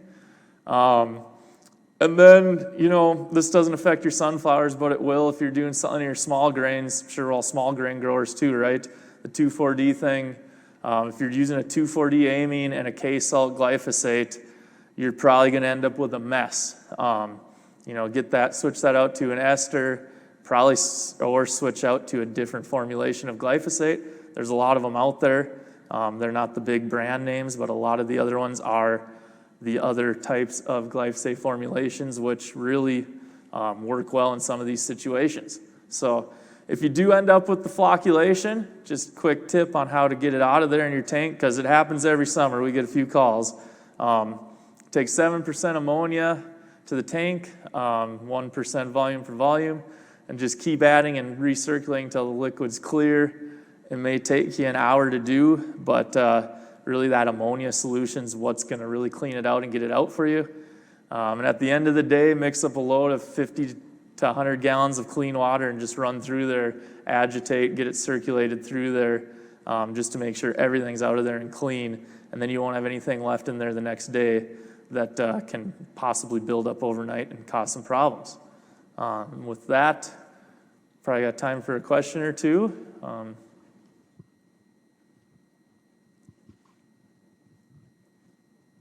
Oh, sorry, I couldn't see it. I know this is more of a pre-plant question, but because you guys are the most widely used pre in sunflower, Yep. what are your recommendations for where a guy should be on a pH when they're going to tank mix either Spartan or Authority Supreme with glyphosate? Because they almost all do. Yep. So our recommendations on a pH for your water for Authority Supreme or glyphosate For Authority Supreme or Spartan Charge with glyphosate, we'll go back to, they're both weak acids. So we want, really the best is to just be right around 7, but below 7 is best. So really, if with the glyphosate, especially if it's a K salt, you don't need to add anything, you know, sort of pH lowers, buffers. Just your AMS is good to go there.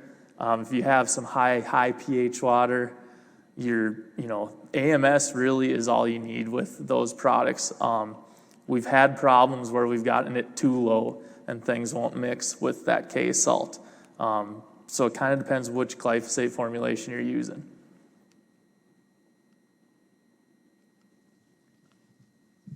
Do we have any other questions for Ryan?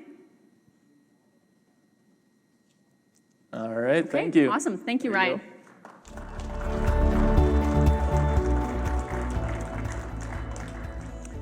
Okay, next we're going to take a break until 10:45. I think that'll be just a little under 10 minutes, but that'll give us a chance to use the restroom. There's some snacks over here as well. Once again, those agronomy panel questions are on your table. So before you get up, please write a question if you have one to get things started. Kyle Okke will also be on the panel, the one that talked about sunflower fertility. So if you thought of an additional question that you weren't able to ask, go ahead and write that down. We will be able to address that. And then also social media, #NuseedSunflowerU if you want a chance at winning a gift card. We'll see you all back at 1:45.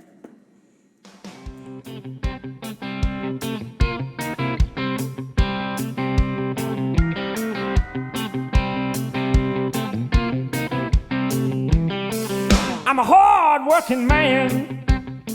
I wear a steel hard hat.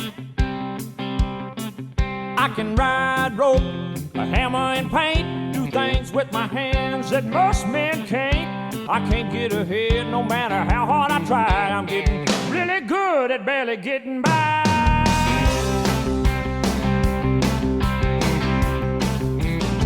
Got everything I own by the sweat of my brow. From my four-wheel drive to my cowboy boots, I owe it all to my blue-collar roots. Feel like I'm working overtime on a runaway train. I got to bust loose from this ball and chain. I'm a hard-working man. I got it all on the line for a piece of the promised land. And I'm burning my candle at both ends. About the only way to keep the fire going is to outrun the wind.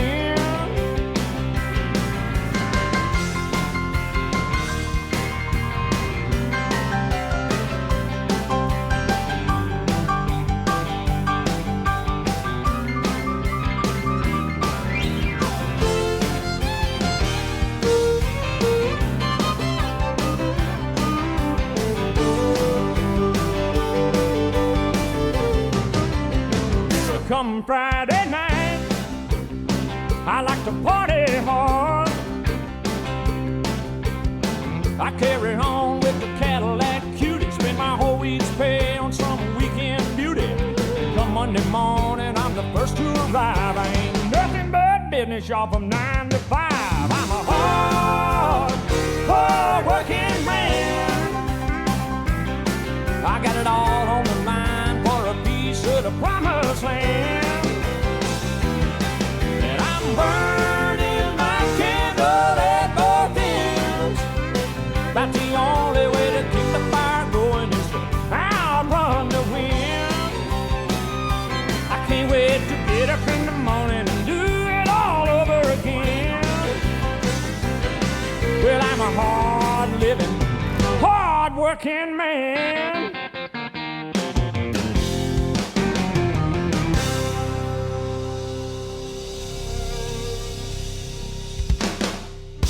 And women too.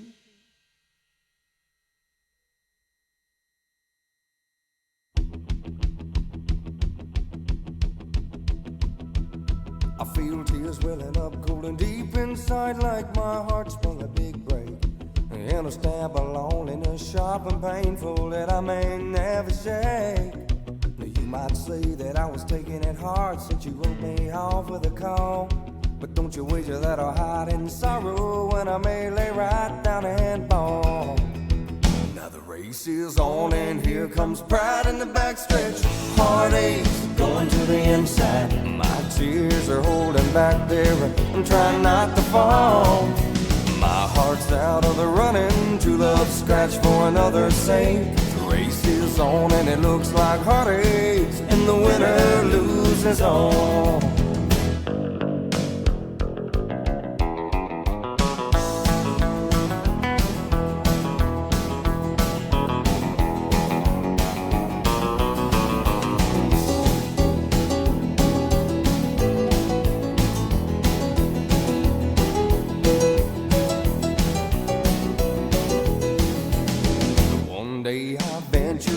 Never once suspecting what the final result would be. And how I lived in fear, waking up each morning, finding that you're gone from me. There's aching pain in my heart for today was the one I hated to face. Somebody new came up to win her, and I came out in second place. Now the race is on, and here comes pride in the backstretch. Heartaches going to the inside. My tears are holding back there. I'm trying not to fall. My heart's out of the running. True love scratch for another's sake. The race is on and it looks like heartaches, and the winner loses all.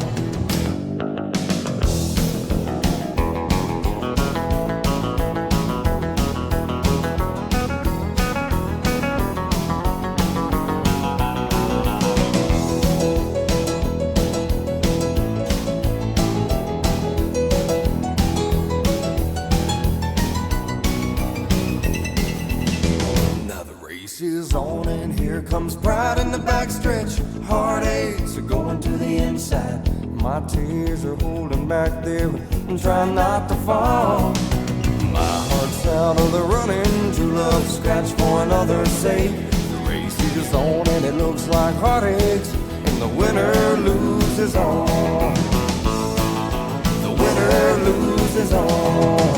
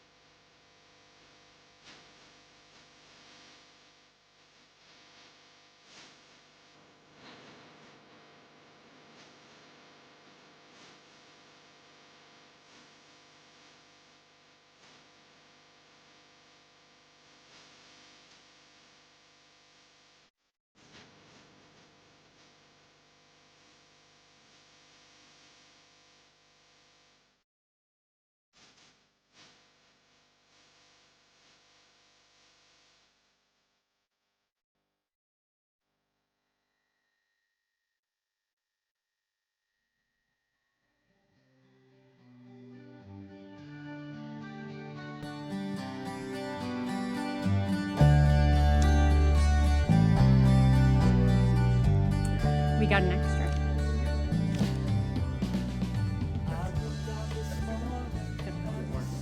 Yep. He's a soil scientist.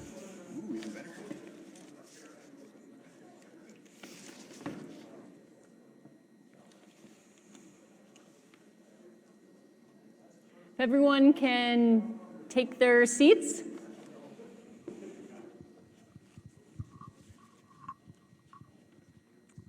All right. Welcome back, everyone. Well, we are excited to have a panelist of expert in sunflower agronomy. And odds are if they don't know the answer, then at least they probably know somebody that does. So we're going to get started. I'm going to have each of you introduce yourselves, say how long you've been working maybe in the industry or with sunflowers, a little bit of background on yourself. My name's Clint Weisenberger. Oh, whoops.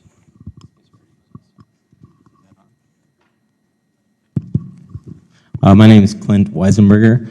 I am the co-owner of True Balance. I've been in the industry for a long time. I guess I've also been in the grain side of things, worked with all avenues of agronomy, and really rely on my service now. So.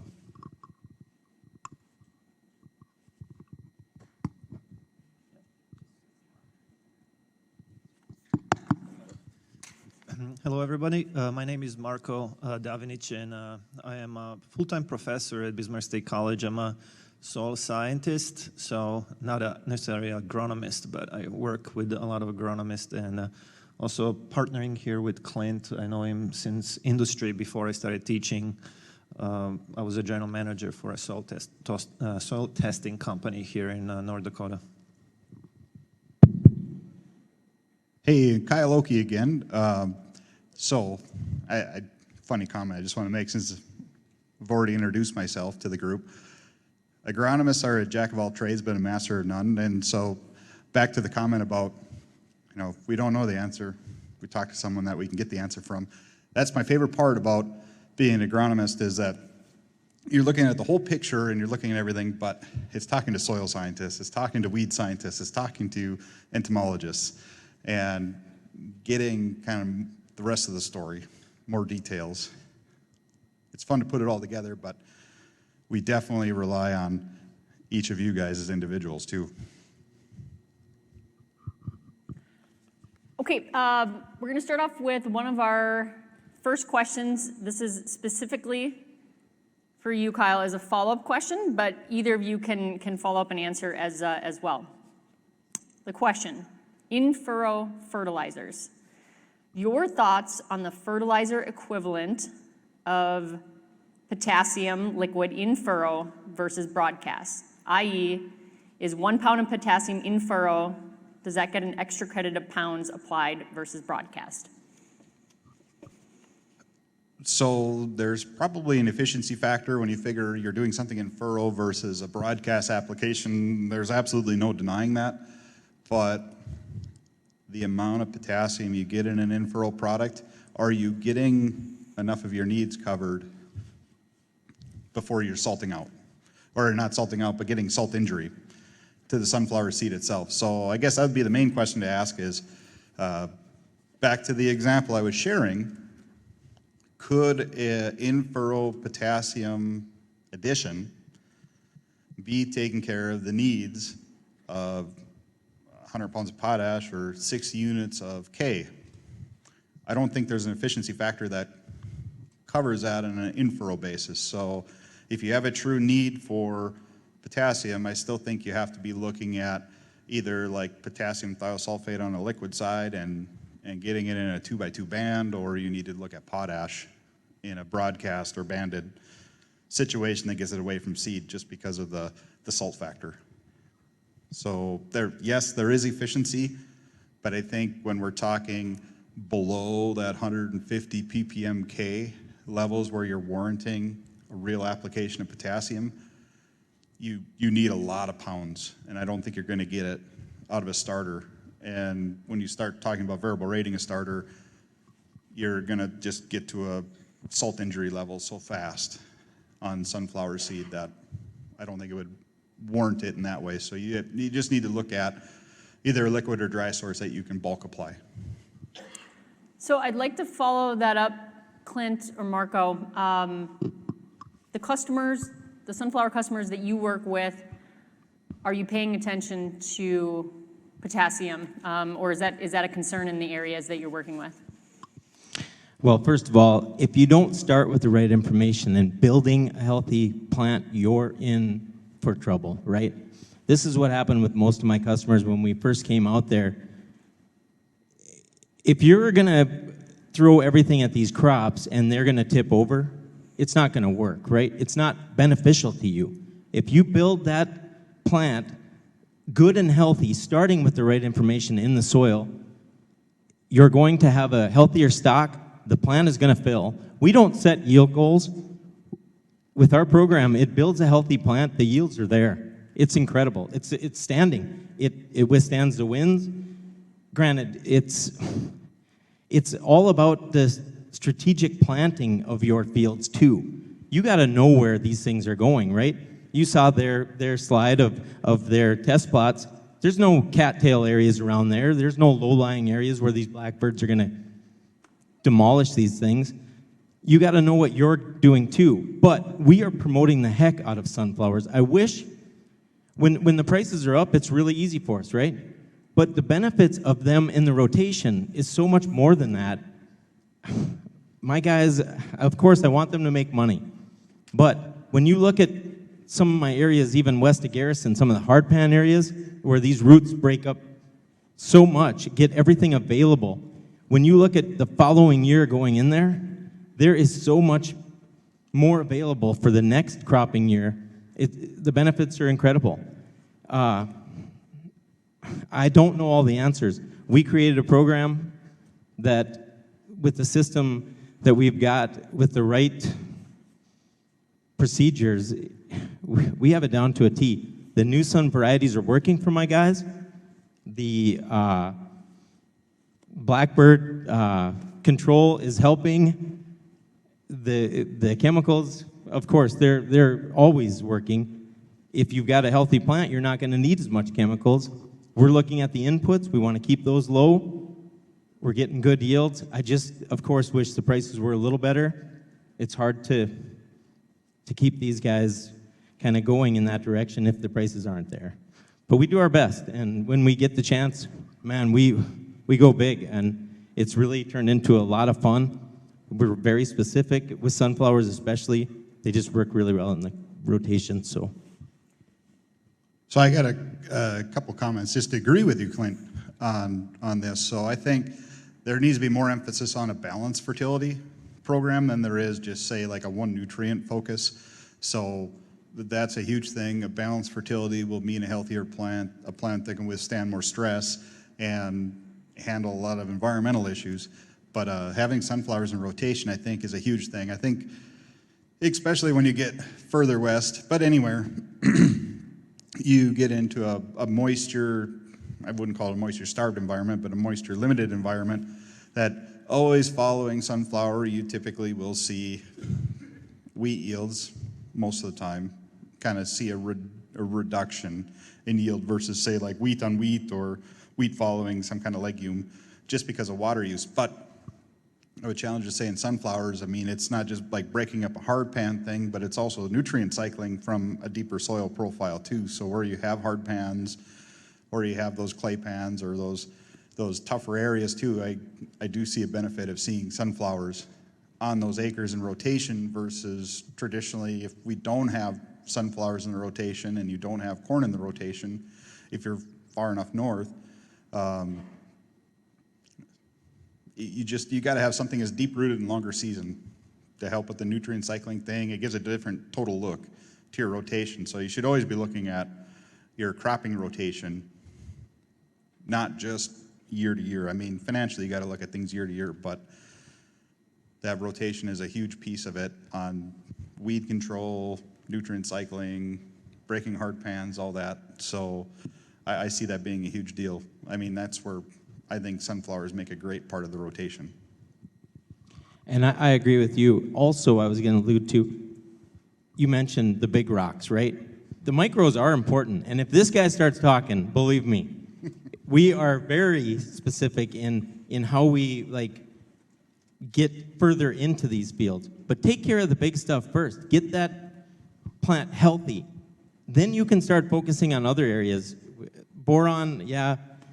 I mean, I don't want my guys spending money on things that aren't going to be as effective as you think. If you're not getting the big things done, let's not worry about spending more money on some of the things that aren't really going to affect as much as you think. But Marco is very good at getting into the details of each field, and almost to an extreme where it's hard for me to relay that to my customers, but he really does a nice job of focusing on the micros and some of these other, I mean, we're always looking at anything we can do to save a field, that's for sure. I want to go back to the potassium briefly. I know that it's a tricky nutrient in North Dakota. We can see some areas never having issues with potassium.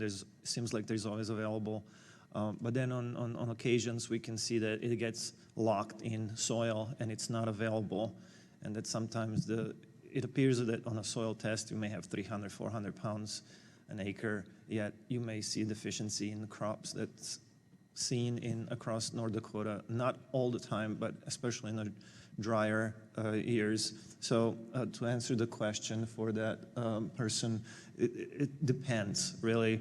And as a soil scientist, I would say it depends on the soil type, right? So I have a few of my students in here, and they understand that everything in soil is based on charge. Potassium is positive, soil is negative. More clay do you have, less movement of potassium you will have in soil. So that depends on I would say, for example, soil type of that we are dealing with, and movement of potential movement of potassium in soil, or lack of the movement to where you're going to place it, and then also what type of potassium are we using, what type of fertilizer. There's different types of even potash, muriate of potash, and so forth. Some of them are more salty than others, and kind of damage can do to seed. So I wish I had more detail to answer more specifically. It always depends, right? Yes. That's probably We'll have a seminar sometime. We've been really busy too, but like I say, Marco definitely has a handle on things. I don't want my guys spending more money. The input costs are crazy right now. So we are really focused on making sure that they are at the brink of what they need to make this crop beneficial and especially money-wise. I mean, we don't want to overspend this year. It's just too tough. Things are crazy. But anyway, the Nuseed varieties are working for my guys. With our program, it's really nice. It's actually kind of fun, like I say, to see what we can do with these fields. If I can get those prices up, we can see more and have a lot more fun. I think there's a couple of online questions. Yep, we do have a couple that came in. One's a follow-up to Kyle's presentation, but looking at the timing of nitrogen application, running a split, side dressing later, let's say half and half or something on that line, or thoughts on something like that? That could be, I'm going to start with probably it depends. Everything's so specific, but I will say in more of a broad stroke, I guess, the way I look at things. It depends on where you're at, your environment, all that. I will say with everything else we're doing and the part of the state I'm in, we're probably still mostly focused on just the before seeding application or at seeding application of nitrogen. Side dress applications on any crop work great if you have timely rain or you have irrigation to get that into the soil at the right time, because if you have a lot of moisture to actually move or leach nitrates, then side dressing makes absolute sense. I don't have personal experience with side dressing on sunflower, but it's all about keeping that nitrogen as high up in the soil profile as possible to extract as much as possible.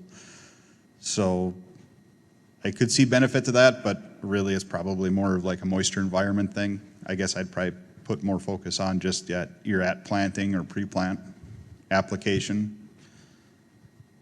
More years than not, it's relatively dry in the growing season for us, where I don't know if side dressing on sunflower would be the most warranted thing with everything else we got going on. Any comments on that? Do any of your customers split apply for nitrogen? No, I've been pretty lucky. To tell you the truth, even when guys come to me with questions or some information they have acquired from some of the other traditional soil testing they've been doing, man, until it goes through our software, I can't even really comment. I have to see it on our software to believe it, and I just want to see what's available, what I can do from there. And of course, I don't want to overspend, and we're right at the brink of. Marco's got a really nice creation that, I mean, we're looking at their bottom line at all times and pushing it right to the edge. So no, I don't have split application much, especially right now. I mean, there are studies out there for almost every single crop that we farm in here that every time you apply nitrogen, not all at planting, but if you have applications, let's say there was a study for 100 pounds of nitrogen will produce, let's say, X amount of corn, but then if you apply all at planting, or 200 pounds of nitrogen at planting produce X amount, you're going to get the same amount of corn if you apply 4 times up to 100 pounds of nitrogen. Meaning every time you apply, the more applications you have, you're increasing what we call the nitrogen use efficiency, NUE, and it will work for almost every crop out there. So, but it's, at what point are you saying, okay, I can't apply anymore, or this is inconvenient? And then also what form of nitrogen you're applying. It's a multivariate equation that affects the nitrogen, and what microbes do you have in soil? Then are you using any nitrogen blockers to increase the efficiency and so forth, because you can reduce the nitrogen need by applying some of these additional chemicals. So one last follow-up thought on Marco's just comments here. You are more efficient if you can side dress, assuming that you have the environment to incorporate the nitrogen you're applying in a side dress or top dress application. That's back to the whole moisture environment or lack of timely rains. That's the whole thing. So it's the safer bet. You're hedging a bet, putting it all in a pre-plant situation or at planting situation, because then you have it on what you know you need to produce a set yield. Could you cut the nitrogen rate you use and be more efficient with it in side dress applications if you could get the right timely rainfalls? Very likely. And you'd be more efficient with your end, but you're playing the game with Mother Nature. We know that almost all of our sunflowers are grown in a dryland situation, so how many of you are going to shake the dice and count that you're going to get the rain at the right times to get that nitrogen incorporated to keep that plant humming at max efficiency? I guess would be my finishing comment on that. And I would say the same thing. I'm pretty fortunate. About 25% of the guys I work with, I shouldn't say that, 25% of their farm is under irrigation. So we have pushed things with sunflowers on the right year, and it's incredible. I mean, the stalk size and the size of that plant, it's really cool. But there is times when things work, and also with the rains is definitely the key there, that's for sure. I want to add something before we perhaps move to some other topic other than fertility, is that what we've seen with Mr. Okke talking about the yields being higher and higher, which potentially will require more nutrients. And I think, that our soils can only hold so much. And it just happened that we have so many different soil types across North Dakota with different histories. how were they created, the parent material is different. So we are all in a different setup. We need to adjust our yields to not necessarily, because like Kyle was explaining, those NDSU equations don't consider soil type, don't consider moisture regime that you're in. You can't be overly optimistic about your yields and just put tons of fertilizer trying to get to those yields. So there should be an optimal yield for your conditions, and one of the most important conditions will be your soil type. So instead of just focusing on yields and being maybe those last few pounds per acre will cost you the most fertilizer. So don't hunt for those highest yields possible. Find the most economic return for those yields. And so not necessarily the chasing those few pounds, the last few pounds. I actually have customers that don't even zone test. The fields are getting so consistent with the right crop nutrition program and fertility. I mean, they look amazing, and they've never done a zone soil test. It's impressive. So the right fertility can help, and it builds a healthy plant. So. Yeah, changing gears just a little bit. What cover crops would work good for interseeding into early sunflowers, such as red clovers, buckwheats, ryegrass, peas, brassicas? Comments from the panel? I'll leave this up to Kyle. Boy, this is a really it depends question here, because if you're doing cover crops, where are you at in the geography of things? I think cover crops have a very strong play in very certain situations and is a very useful tool, but cover crops are also a huge eye roll for a lot of us in North Dakota. One is the timing of when you could actually get a cover crop out and established. And I heard it in the question, you're like, hey, we would be interseeding something as late as possible before the sunflowers get too tall to drive through. So I get you're addressing that part of it, but it'd be more maybe like a moisture thing for a lot of us, especially where I live. Cover crops just would work in certain situations, but I would think we would be detracting more from our max yield potential because we're already fighting for the same resource, water, the limiting factor. I guess there, if you could eliminate that, boy, you got to start thinking about you got a sunflower that you're using PPO inhibitors and other group 15s in the sunflowers. So I guess yeah, there's a lot of depends. It depends in that question, because if you are going through a conventional herbicide program, you're really limiting probably what you can use. If you're using the group 15s, your canolas or brassicas or the mustard families are out. There's probably going to be injury from the PPO chemistries and your clovers and all that, but they probably could come through that. But can you get them established after like 30 days after you've made those applications? So I'm not sure where the fit really is with cover crops and sunflowers, at least in my situations. I'll add a quick comment in there. We have had some customers in the eastern side of the states that have played around with that, and I can't speak to their herbicide program, but I do know I've seen one grower that has used clover, and one of his big things is, number one, reducing herbicides that he's able to use, but he's also found that he's able to reduce his insecticides as well. So that was one reason. And then I've also seen in the east, was walking a trial a couple years ago that had quite a bit of radish. I can't remember what else was in the mix, but I remember that they had radishes in that field as well. I've seen radishes in our area, but it was years ago. I haven't seen anything in a long time. So I've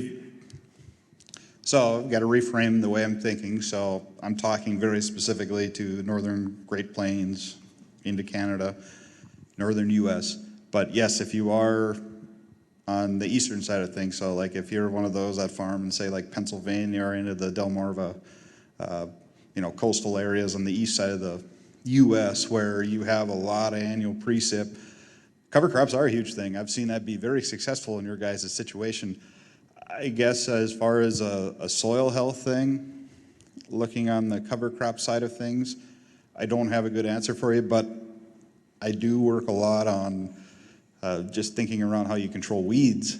And so if you are in one of those environments, I would think like a fall-seeded triticale or fall-seeded rye where you could get just the true biomass and plant green into that, because there's a lot of really good work out there. And you guys are probably, if I am speaking to you guys out in the east, you're producing as much biomass as possible. If you can get the ground shaded out, you do see a reduction in weeds, and that's a huge deal. That doesn't detract from yield necessarily, but that's the only place my head goes, is like a winter seeded grass type crop to crimp and cover the ground, and to have something that helps you in a weed control standpoint, which I think would be extremely beneficial in a sunflower situation, considering that you don't have a ton of herbicide choices if you have the rainfall necessary to not take away from your end yield.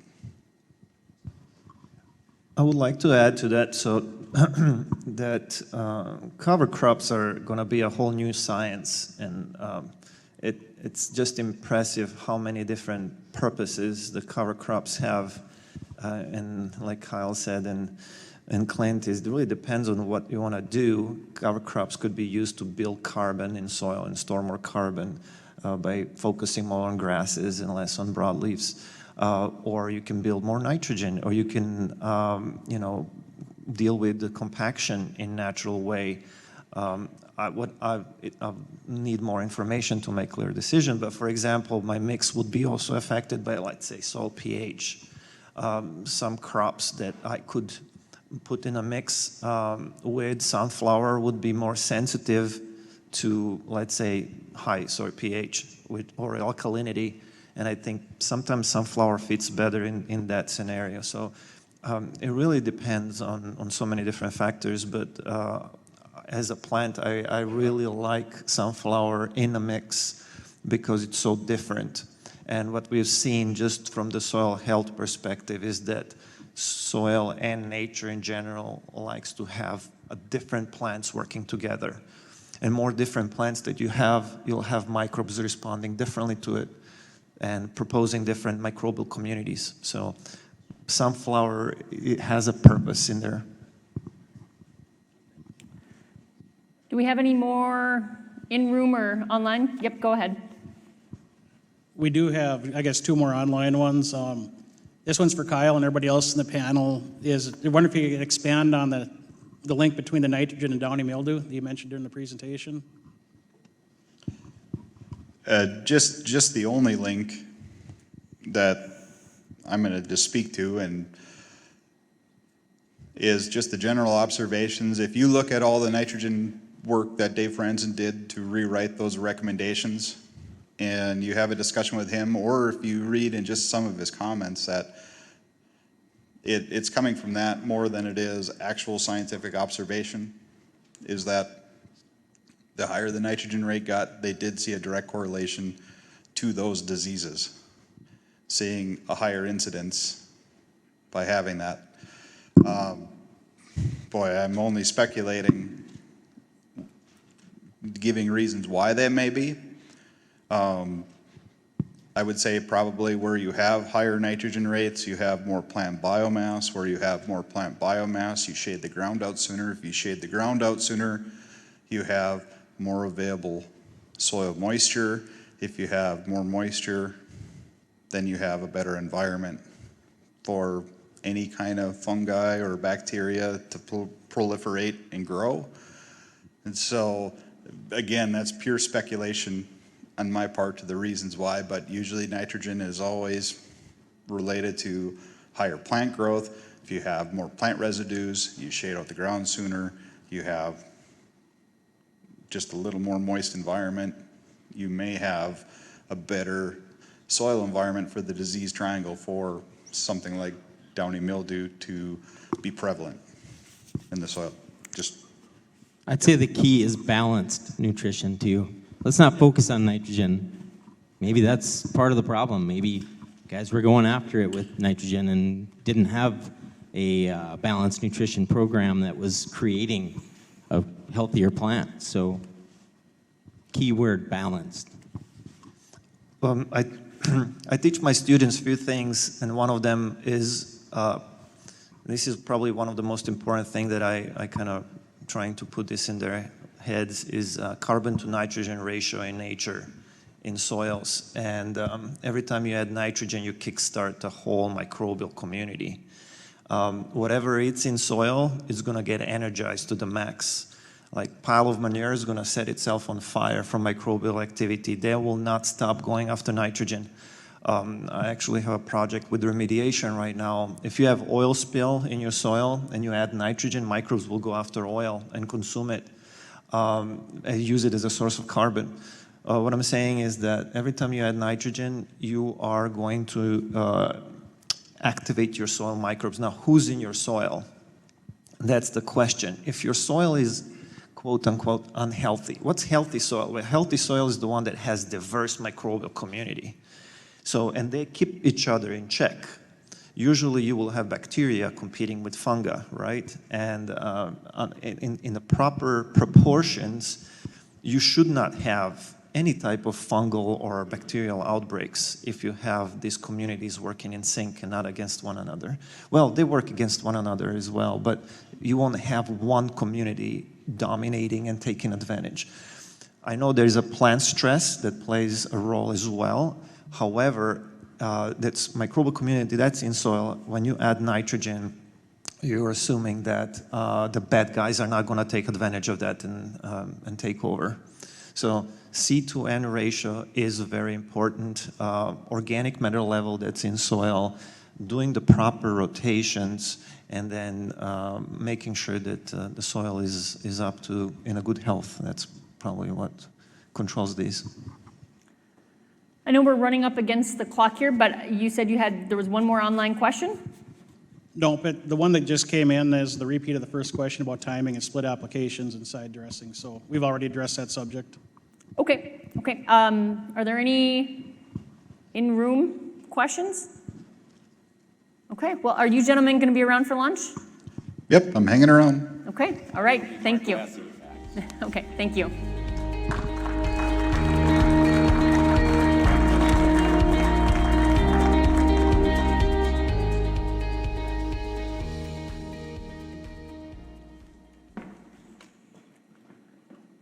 Our next speaker I'm going to introduce is Pat Beauzay.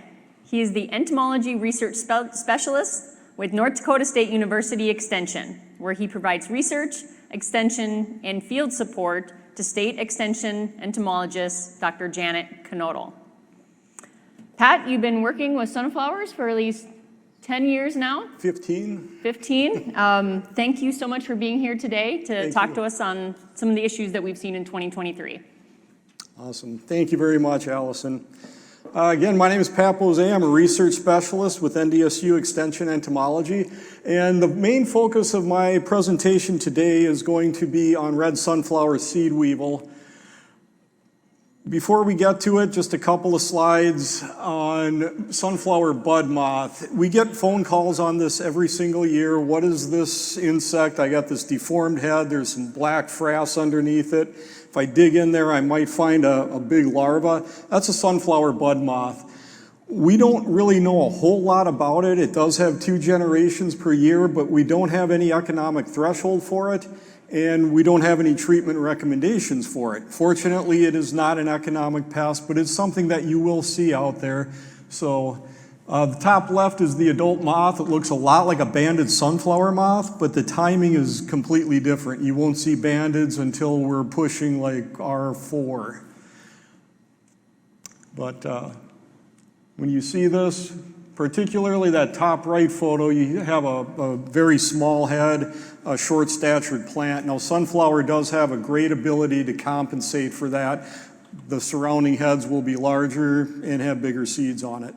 So That's all we're going to talk about with sunflower bud moth. Quite honestly, we have a much bigger problem, and that is red sunflower seed weevil, particularly in South Dakota, where we have now confirmed resistance in red sunflower seed weevil to our pyrethroid insecticides. So this is an annual pest, 1 generation per year. The females come in and they'll feed on pollen for a little while, but at about R5.3, they'll start laying eggs. And they'll lay the eggs down inside the florets, and the larvae will develop in the developing kernel itself and eat out about 1/3 to maybe up to 1/2 sometimes. Those kernels may or may not get blown out of the back of the combine. Banded sunflower moth, on the other hand, will consume the entire kernel that will get blown out the back. What we're seeing, not so much in North Dakota, but in South Dakota, is incredibly high populations, resulting in anywhere from 50% or more of those seeds being infested at harvest time. This is, I apologize, I should say 2023. This is a map for North Dakota from our IPM survey, and you can see a lot of dots. We surveyed for sunflower seed weevil in a number of different areas of the state, and we only found a few, those red triangles, where we were at threshold or above. And even in those cases, it wasn't above by very much. So we're fortunate here in North Dakota that we're not seeing the huge issues that we are seeing in South Dakota, and we can still manage them in North Dakota when necessary with pyrethroid insecticides. For foliar insecticide control, our options are very limited. We have a few different pyrethroids. We have a carbamate, namely 7. We have tested that. It does not work very well for control of red sunflower seed weevil. And then we have a premix that contains a diamide, namely Coragen, plus Warrior 2. Now, the Coragen itself, as we'll see here a little bit later, will not have any efficacy against red sunflower seed weevil. So if you're using that product, you would get control from the Warrior itself. Now, Coragen does have good control for banded sunflower moth, but that is not our problem here. So what we wanted to do was look at some other unregistered chemistries, just because our choices are so limited right now, and see if anything else actually works. And so we did some trials. In North Dakota, we had 2 locations, at Castleton and another at Minot, and then 1 location at the Dakota Lakes Research Farm just outside of Pierce, South Dakota. We did 2 planting dates, so we wanted to look at a planting date by insecticide interaction and see if there was any differences there. And so in South Dakota, we did lose most of the early planting date, unfortunately. But as we'll see, the later planting in general will have more red sunflower seed weevil infestation. So that's something that we can keep in mind as a management tool. But let's just stick to the insecticides for right now. So we wanted to spray these trials with a number of different treatments. Our spray timing, we're really trying to target that R5.3 stage. For sampling, then what we do is we go in and we randomly harvest 10 heads per plot. We have to manually shell them out, take a subsample off of each head, and then examine those seeds for injury namely looking for the exit holes caused by the seed weevil larva. And then we can calculate a % damage for each treatment. So these are the products that we looked at. At the top, you'll see we have 4 different pyrethroids: Asana, Warrior, Baythroid, Delta Gold. And then we took those same ones and we added an adjuvant called Exponent. You may have heard of Exponent. What it is it's an insecticide synergist, piperonal butoxide, and it provides more or better immediate kill and knockdown to the pyrethroids, but you will not get any additional residual activity from using Exponent. Entrust, a spinosad, we thought, well, let's try it and see what happens. Malathion, South Dakota did have an emergency exemption last year for malathion for the last 2 weeks of August, and I don't think it worked all that well. Lastly, we have a new chemistry from Syngenta called plinazoline. I don't know what the actual label name will be yet. but we wanted to try that too. And this is something that looked really promising. It's a different mode of action. We actually tested it in wheat and sunflower as a seed treatment. We've been testing it in canola as a foliar for control of crucifer flea beetle. And in all of these situations, it really worked great. We were able to do a glass vial bioassay in 22 with it, which is why we wanted to test it as an actual foliar application in 23. And we did some different rates in a glass vial bioassay. 2 populations, one from Cass County, North Dakota, which has no resistance to pyrethroids, but from Hughes County, South Dakota, that population definitely has resistance to pyrethroids. So if this works, well, look at the data. We saw that plinazolin had a very high mortality on both of those populations. So that's what we're trying to do here. We're looking for alternatives, particularly for South Dakota, where this pyrethroid resistance problem exists. So let's go into the data here. This is from Minot. We don't have the Castleton data done yet. I can tell you the numbers were very low, so I'm not sure it's going to mean much, but we had some decent pressure at Minot. You can see on the left, the untreated check for the early planting, about 12.5% seed injury. And then moving from left to right, we can go with Entrust, malathion, and the 2 rates of plinazolin. These are the non-pyrethroid chemicals that we tested. Not too bad. Malathion's a little higher than I would like to see. Then we move into the pyrethroids by themselves and with exponent. And you can see that the numbers are pretty low. The pyrethroids just by themselves did a really good job of controlling red sunflower seed weevil. The addition of the exponent, other than in the case of Delta Gold, didn't really do a whole lot. And quite honestly, I don't think Delta Gold would be my first choice of pyrethroid for red sunflower seed weevil anymore. We look at the yield here. This trial was under some very severe drought stress, and you can see that the yield numbers are low. It's basically a flat line, except the untreated check did have, it is statistically significantly lower yield, but not by a whole lot. If we look at our late planting date, this one was in a part of the field where we actually had a little bit better moisture. We were able to catch a good rain just before germination. And this one, in terms of yield, you'll see is done better. We did have higher yield pressure, or seed weevil pressure, but not by much, not as much as we were hoping to. We were up to 16% for the untreated check, and we see this kind of concomitant rise with the treatments themselves. They still work very well. Again, in this one though, it looks like Entrust didn't work quite as well. Malathion and the plinazolins were up there a little bit higher too. So again, you look at the pyrethroids as a whole, they did pretty good.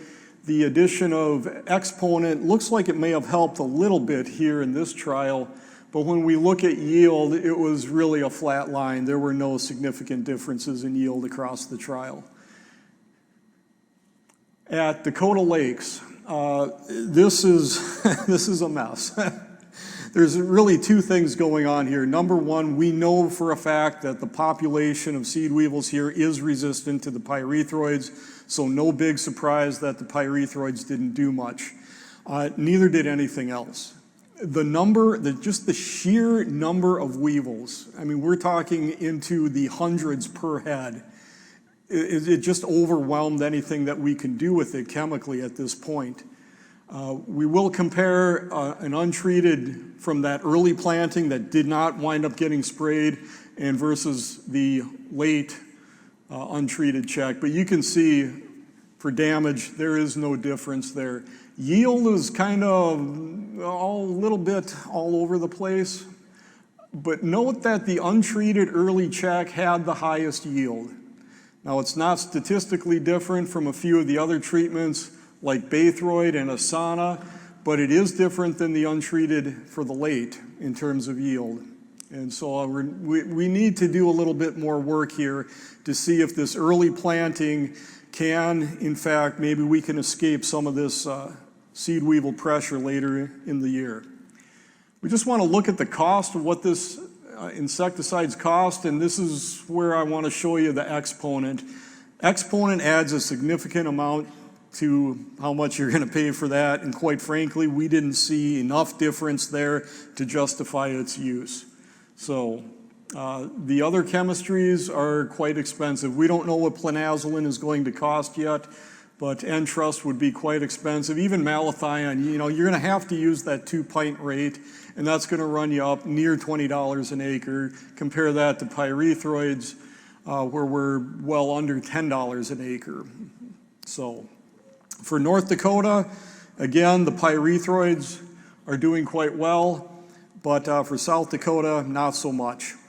FMC did approach us, and they wanted us to look at Steward as another potential. And we kept this in their own trial, so same location, same planting date, same methodology, and we're just going to test a couple of different rates of Steward and then 2 applications of a high rate of Steward. We have Vantacor, which is our diamide, and if anybody had grasshopper problems for the past couple of years, you may have used Vantacor. It's a very, very effective product on grasshopper nymphs. And then Mustang Max, a pyrethroid. So we're gonna look at these for control of red sunflower seed weevil. We already know that Steward is great for especially lepidopteran pests and some weevil larvae, like alfalfa weevil larvae. It's a great product for alfalfa weevil larvae. A different mode of action, so it can be a good fit in our IPM programs. Vantacor, we already knew that chlorantraniliprole wasn't going to work. We tested it years ago for seed weevil control, and we didn't have any success with it. It is great, and so is Steward for control of banded sunflower moth. Vantacor, again, really excellent control of grasshoppers. So let's get to some results here. This is from Minot, from our early planting. We wound up losing the late planting date for this study. Not quite as high of pressure in here, but you can see between the untreated check and the different Steward rates in Vantacor, there is no significant difference in seed damage. We did have a significant difference with Mustang Max. With yield, there just wasn't enough damage there to cause any significance at all. At Dakota Lakes, and I apologize for this graph, if you look at the y-axis, we'll note that it starts at 54% and goes to 68%. So we're looking at damage here in excess of 58%, and there was no difference among the different rates of the Steward or Vantacor or the untreated check or Mustang Max in terms of seed damage. There was no difference in terms of yield either. We did see a little bit of bump there with that high rate of Steward, but that doesn't really mean much there. Cost-wise, yeah, these products are pretty expensive. Compare that to Mustang Max, a typical pyrethroid cost. Steward is going to be very expensive. Vantacor at that rate is close to $30 an acre. For grasshopper control, we had been looking at the 1 ounce rate plus an MSO, so that'll bring the cost down a little bit for grasshopper control, but these products unfortunately are not providing red sunflower seed weevil control, and we do not recommend them for use in that arena. Okay? What we want to do is to continue to look at other products. Besiege, as I mentioned before, you have a chlorantraniliprole plus lambda-cy, which is Warrior. You're going to get the control from the lambda-cy, but if you have banded sunflower moth, the chlorantraniliprole is going to give you control there as well. So let's move to South Dakota, because quite honestly, this is where the big problem is. You can see sunflower head that is absolutely covered with red sunflower seed weevils. We're seeing field outbreaks exceeding 100 times the threshold, and this is a massive amount of weevils per head. We began to receive pyrethroid reports or reports of failures back in 2017, so this problem has been building and going on for some time, and what we needed to do is to document whether this is resistance or if there's something else going on. We're going to use this glass vial bioassay method that I alluded to earlier, And basically what we do is we treat the inside of a vial with the equivalent of the field rate of a selected insecticide, and then we go and collect weevils, we put them into the vials, and we see after 24 hours how many of them are dead. It's a pretty simple and widely used method for determining mortality. And keep in mind that using this method, the weevils in those vials are in constant contact with the insecticide. So realistically, their exposure in the vials is probably quite a bit higher than what they might be getting in the field. So let's just look at some summary from just going through a few years, 2020 versus 2021. You can see with Lambda Psi, our warriors and their generics. In 2020, 2 of 12 fields that were sampled showed some reduced susceptibility versus 17 of 24 fields in 2021. Same for esfenvalerate, that's Asana XL. Same for Zydus cypermethrin, that's our Mustang Max. And through all of the years that we've done this in North Dakota, we have not found a single site where we see any reduced susceptibility whatsoever to the pyrethroids. So in North Dakota, we're sitting pretty good. South Dakota, not so much. 21 versus 22, you can see the problem got even worse. From 17 of 24 to 29 of 30 for Warrior. And about the same for Asana as well. Now, to determine, is this resistance? If it is, can we establish some kind of baseline with a dose response? And that's what we've done. So with a dose response, we're using that same glass vial bioassay method, but we're just putting in a range of doses of each of these insecticides, ranging from 1/8 of the equivalent field rate up to 4 times the field rate. The numbers that are highlighted in green there, those doses represent the highest labeled field rate. So again, we go out, we collect weevils prior to, right at the onset of flowering, prior to treatment, obviously. Put 20 adults in a vial, check them at 24 hours, and then we calculate what's called the LD50. The LD50 is the lethal dose that will kill 50% or 1/2 of the test population.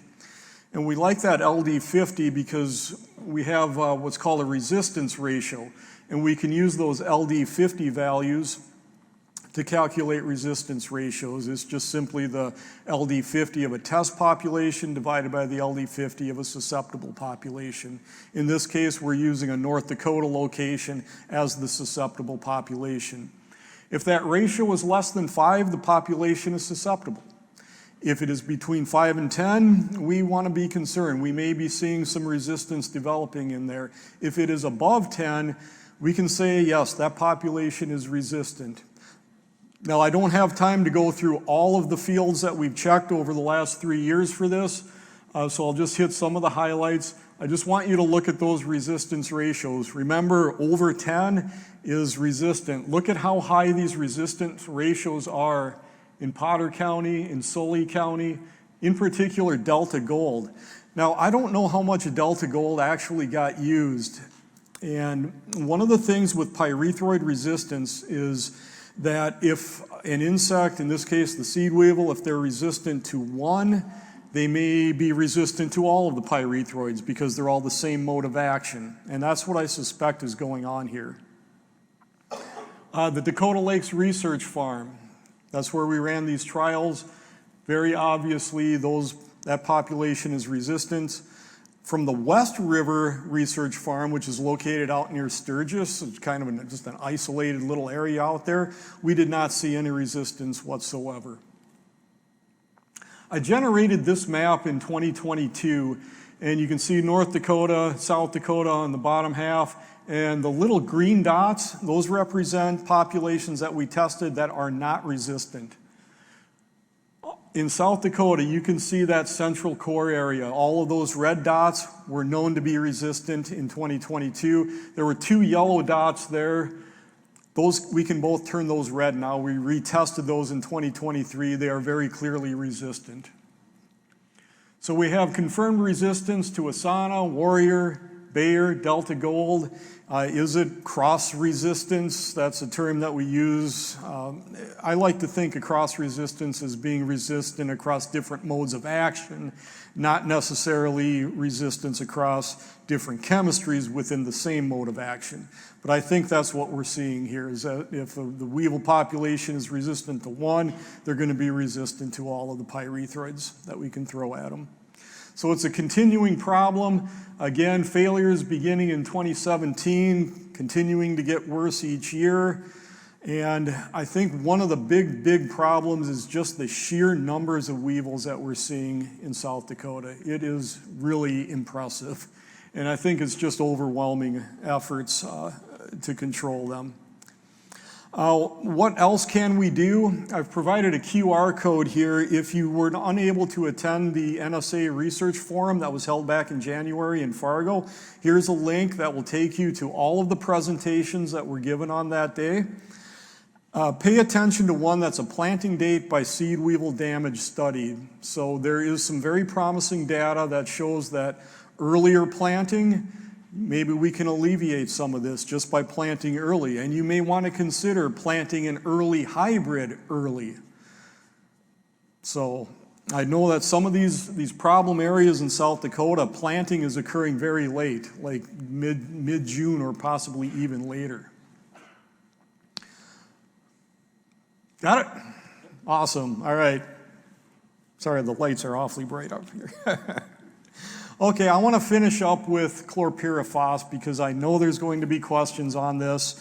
I've put together a few slides here that just recaps what we've been seeing from the regulatory side. I'm sure all know that back in April of 2021, the Ninth Circuit Court issued a ruling ordering the EPA to either amend or revoke tolerances for chlorpyrifos. Maybe you didn't know that before that, the EPA had actually issued a preliminary or a proposed interim decision for chlorpyrifos on 11 different crop uses.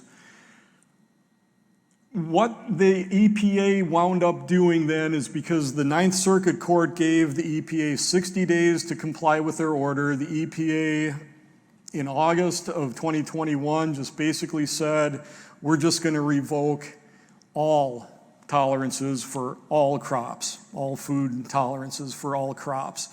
And then that became effective on February 28th, 2022. In the meantime, between then and just not even 2 months ago, the Eighth Circuit Court ruled that no, EPA, because you had this proposed interim decision beforehand, you can't just go ahead and revoke everything off. So they vacated EPA's final rule on that. So what that did is it restores all of the chlorpyrifos tolerances that existed before they were revoked. And it means that, at least for now, you can use registered chlorpyrifos products on all crops that had their tolerances restored, and that includes sunflower. Excuse me. On February 2nd, just a couple of weeks ago, the EPA issued a statement. They published it in the Federal Register that relatively clearly defines their response to these court rulings and what they're going to do next.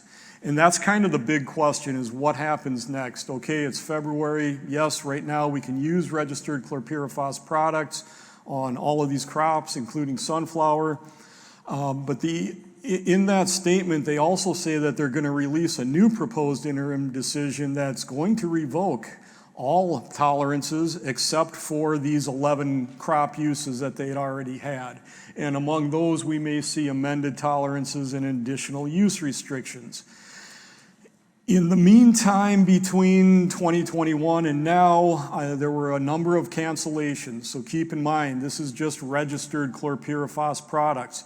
Now, yesterday or the day before, I went to the North Dakota Kelly registration system and looked up what products are registered that appeared on their website. There's only 2 that have agricultural uses, and those are Pilot 4E and Pilot 15G, which is a granular, mainly for sugar beet. That's where that one gets used. South Dakota currently has a few more of these generic, like Pilot 4E, these liquid formulations. So you'll have to go and take a look.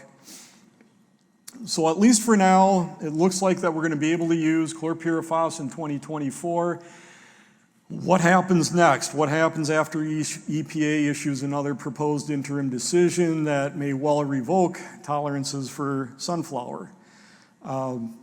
I just spoke with John Sandbakken here just a little bit ago, and there's a lot of work that still needs to be done. We have to figure out, what is needed to address this. This is such an important tool, particularly in South Dakota, where we're having these pyrethroid-resistant weevils.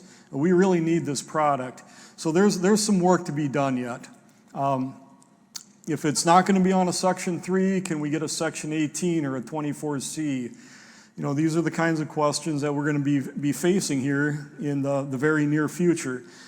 Also, because of the product cancellations, what's the supply out there? I have no idea. We've talked with Andrew Thostenson, our pesticide safety coordinator. He doesn't know either. So I think one of the big sticking points here this summer is going to be actual chlorpyrifos supply. Now, when EPA does issue their next proposed interim decision, it's mandated they have to have a 60-day comment period. By all means, respond and provide your input. EPA is required by law to read every single one of those and consider them in making their decision for a final rule. Okay, if you want to get these two QR codes, these take you to the Kelly Solutions pesticide database for North Dakota and South Dakota. You can just bookmark these then and keep abreast of that. Just go back, take another look, see if anything more has come back online. I honestly don't know how many more will be re-registered. I don't have a good answer for you. Did y'all get that?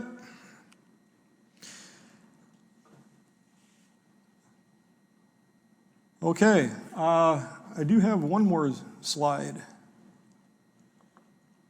No, that was your last slide. That was my last slide. Yep. Okay. I thought I had another slide to subscribe to the NDSU Crop and Pest Report. If you haven't, please do. That is a great resource for in-season, what's happening in agriculture, what are the issues that we're having in the state. Anything relating to chlorpyrifos, that's going to be one of our outlets. So, do we have time for a question or two? Yeah, we do. And also just another plug on the Crop and Pest Report. I apologize. I think you had it on there. That was operator error on my part. But I do highly recommend the Crop and Pest Report. It's very, very good in-season information in there. Yep. Do we have any questions? So I actually have a question. There's been, I know, some talk with the red sunflower seed weevil on trying to plant earlier. Yes. In South Dakota. Can you maybe just talk for that on a minute? It seems like we've got some older data and some more recent data from USDA. They've been working in cooperation with South Dakota State and looking at planting date by seed weevil damage. And it seems like the earlier you plant, you may be avoiding some later damage. The reason may be is that initial pulse of seed weevils, when they first come out, they like to feed on the pollen for a while. In fact, the females have to feed for a period of time before they are capable of laying eggs. And if the sunflower can get through that flowering period before the females really start laying eggs, then we're going to avoid those larvae damaging the seeds. Maturity is another issue. I'd mentioned, consider an early maturing hybrid and planting it early. Maybe the yield won't be quite up there, but I tell you what, to avoid that seed weevil pressure, if that is right now the only option that we have, that's a good one. So having chlorpyrifos back on, I think is going to help. I don't think it's going to be a cure for the problem. So I think we do need to incorporate some other IPM strategies to solve this issue in South Dakota. Any idea on how early? Sunflower needs to hit the soil needs to be 50 degrees before sunflower is going to germinate. That early. That really. Yes. So potentially early is early May? So we could be looking at early May. Typically in our trials, where we have not been looking at sunflower seed weevil, but something like some wireworms, for instance, we try to get that in as early as we can. Yes, so it's typically, it may be mid-May. So I would say, yeah, between the 12th and the 17th on a calendar. You never know from year to year, but definitely, the later you get, mid-June and even later, that seems like you can really run into some issues with seed weevil. Do we have any other questions? I do have one question for you. You addressed it some on the chlorpyrifos side of things, where we're still going to need more tools, but should farmers totally be at ease knowing that they have that tool now, specifically in the seed weevil area that has resistance to warrior and all those other pyrethroids? My biggest fear is if people just put their guard down and use that with that kind of pressure at 100x thresholds, how long does chlorpyrifos last? Chlorpyrifos has a rather short residual, realistically 3 days. It's as far as heat and sunlight stability, it's better than the pyrethroids, but it just does not last very long. Realistically, I would no more than 3 to 5 days. Chlorpyrifos, the vapor pressure is such that it will vaporize and penetrate, and I think that's why it can work so very well, is because it can get down into those florets where those weevils are, that they might be protected otherwise. But again, yeah, with the pyrethroids, it's just been continuous use of the same mode of action again and again and again from year to year. That's how insecticide resistance evolves. So, does that answer your question? More or less. I guess I was asking more to how long do you think if they're just going to start using that tool Before they lose chlorpyrifos to resistance? I do not know the answer to that. But it's not something that I would do. So we need to find other alternatives. We need to get some IPM in here if we can as well. So yeah, I don't have a good feel for, and I can't even think of other insects that might have rapidly evolved resistance to chlorpyrifos. I know there's some grain weevils like red sunflower seed weevil that have evolved. So it's certainly possible.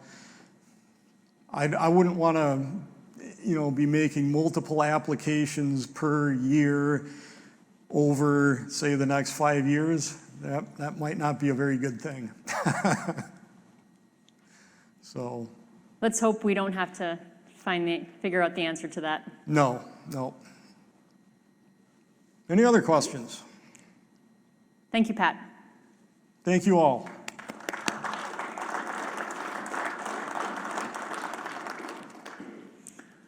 Before I introduce our next speaker, oh, no, can you guys go back one? It was the last presentation on there. Or the last slide on there. Yep, right there. So this is a request from the USDA Entomologist. There's a joint NDSU USDA survey out there specifically for crop consultants. I know there's some of you out here joining us online and in person. They requested that you guys conduct this survey to help give them some better input for some questions that they have. So if you could please, I hate to say here's another QR code, but here's another QR code. There is a password. The password is Scout, but you guys feel free to do this survey later, but it would be very much appreciated if you're able to do that. Okay, now we can go to the next presentation.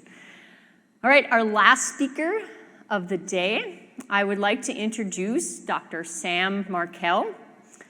He works for North Dakota State University as the extension plant pathologist since 2007, where he works on a number of broadleaf crops, including sunflowers. Sam, you are very well respected in the industry. We're very happy to have you here today. I know that you were traveling earlier in the week and you took a late night flight back to Fargo just so you could be here with us today in person. So for that, thank you very much.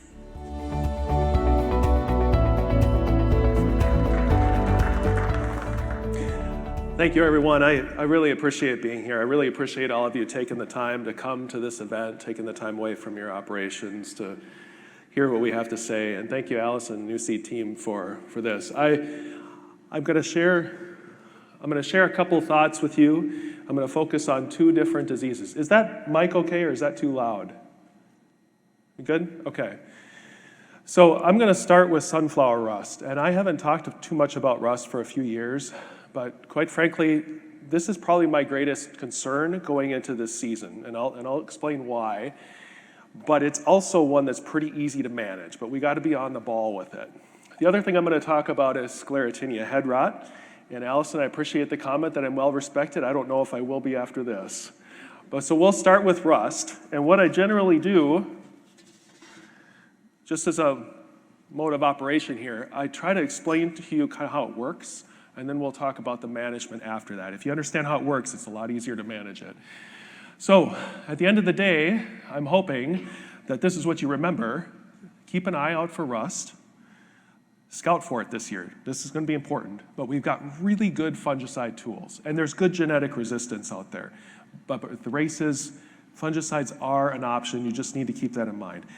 Sclerotinia head rot's tough. We're going to talk about the ways we can manage it, and then I'm going to tell you very frankly, fungicides, it's not a great tool for Sclerotinia head rot, and I wish it was, and there's been a ton of work on it, and I'll share some of that with you. So with sunflower rust, a few thoughts here. So it's a fungal pathogen. There's other rusts around, you know, cereal rust very well. They blow up from the south. They, do what they do. Sunflower rust is a little different. It's very specific to sunflower. You're only going to get this particular rust on sunflower. It doesn't go to anything else. And it overwinters in North Dakota. It overwinters in Manitoba. It overwinters in South Dakota. That's a little different than the cereals, and that's part of the reason I'm concerned about it this year.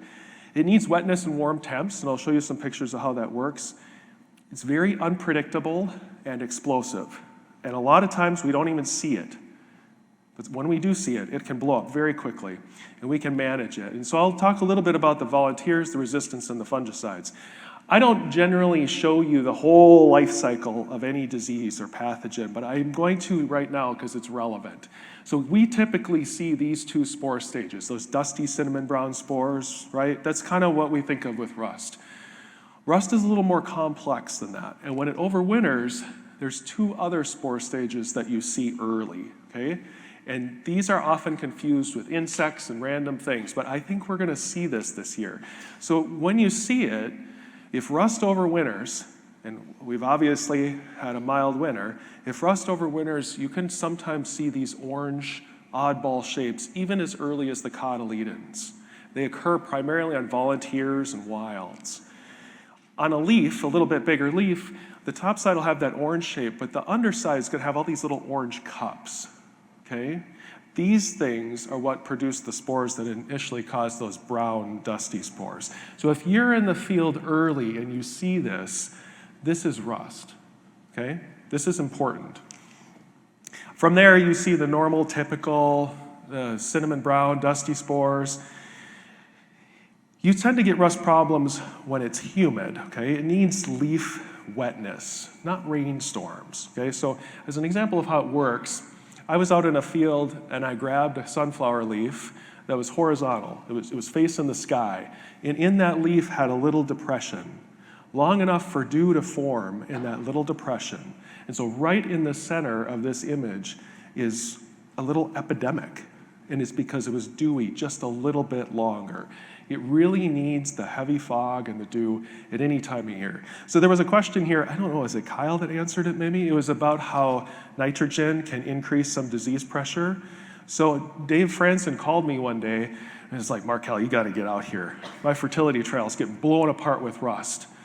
And sure enough, it was. And what had happened was the canopy became so thick that it covered it really early, and the dew periods were probably an hour or two longer in the canopy, and the rust epidemic had exploded where you had really high nitrogen rates. But again, I want to emphasize that you can still have rust in a drought, you just need dew or fog. So eventually rust can blow up on you really quick and knock off the leaves, and in severe environments, you'll see it all over the stem and the bracts and everywhere, okay? We haven't seen epidemics like this for a while. So in 2023, I'm going to introduce you to Zach Ittel. He's a new grad student in plant pathology and Dennis Colombo's work, and they did a survey. They went across the northern plains, okay, all the way from Wisconsin, high plains in Nebraska, up to the North Dakota-Manitoba border, and they're looking for rust. Well, unfortunately, in North Dakota, 41 of the 43 fields had rust. 8 of 8 in South Dakota. Wisconsin was 6 of 6. Nebraska in the High Plains area was 10 out of 10. Rust was everywhere this year. It didn't really show up until late, but that's a problem because we've had like the best winter ever for humans, right? It's super mild. Well, this thing is going to overwinter this year. So we need to pay attention to this one. All right, so how do we manage it? So the first thing is, if you see wilds or volunteers, you might want to consider just getting rid of them if you can, if there's a way to do it. Those little orange shapes that I showed you popping up on the volunteers, if you get those in your field, you will have an epidemic, okay? So if you can get rid of them, get rid of them. Hybrid selection is important. There's a lot of resistance out there. The companies are doing a good job of moving genes in, but because there's lots of races, it's unpredictable. So you might have rust in one hybrid, but not another, and you don't know which one it's going to be until you scout. So let's focus on fungicides for a minute. They're excellent. If you need them, they're excellent. But scouting is really important because not everyone will need them. The timing is about 1% severity on the upper 4 leaves, and I'll show you what this looks like. And then there's lots of products to choose from. So here's a severity threshold diagram. And this severity threshold in this goes from 0.1%, which is like a trace, to 40%. I want you to focus right here. Okay, that 0.5%, maybe 1%, if you have that much rust on the upper leaves, when you get into bloom, R5, a fungicide application is going to help you. So this is what it might look like on a leaf. That's about 1% severity. And again, I want to emphasize, I hate to beat the dead horse, 1% severity, maybe even a little less on the upper 4 leaves at bloom is the threshold. Okay, so why I'm telling you about this is that some of the work we've done over the years have demonstrated how powerful this really is. So this is a trial set that we set up, and I'm going to explain this. So this was 5 trials combined, okay?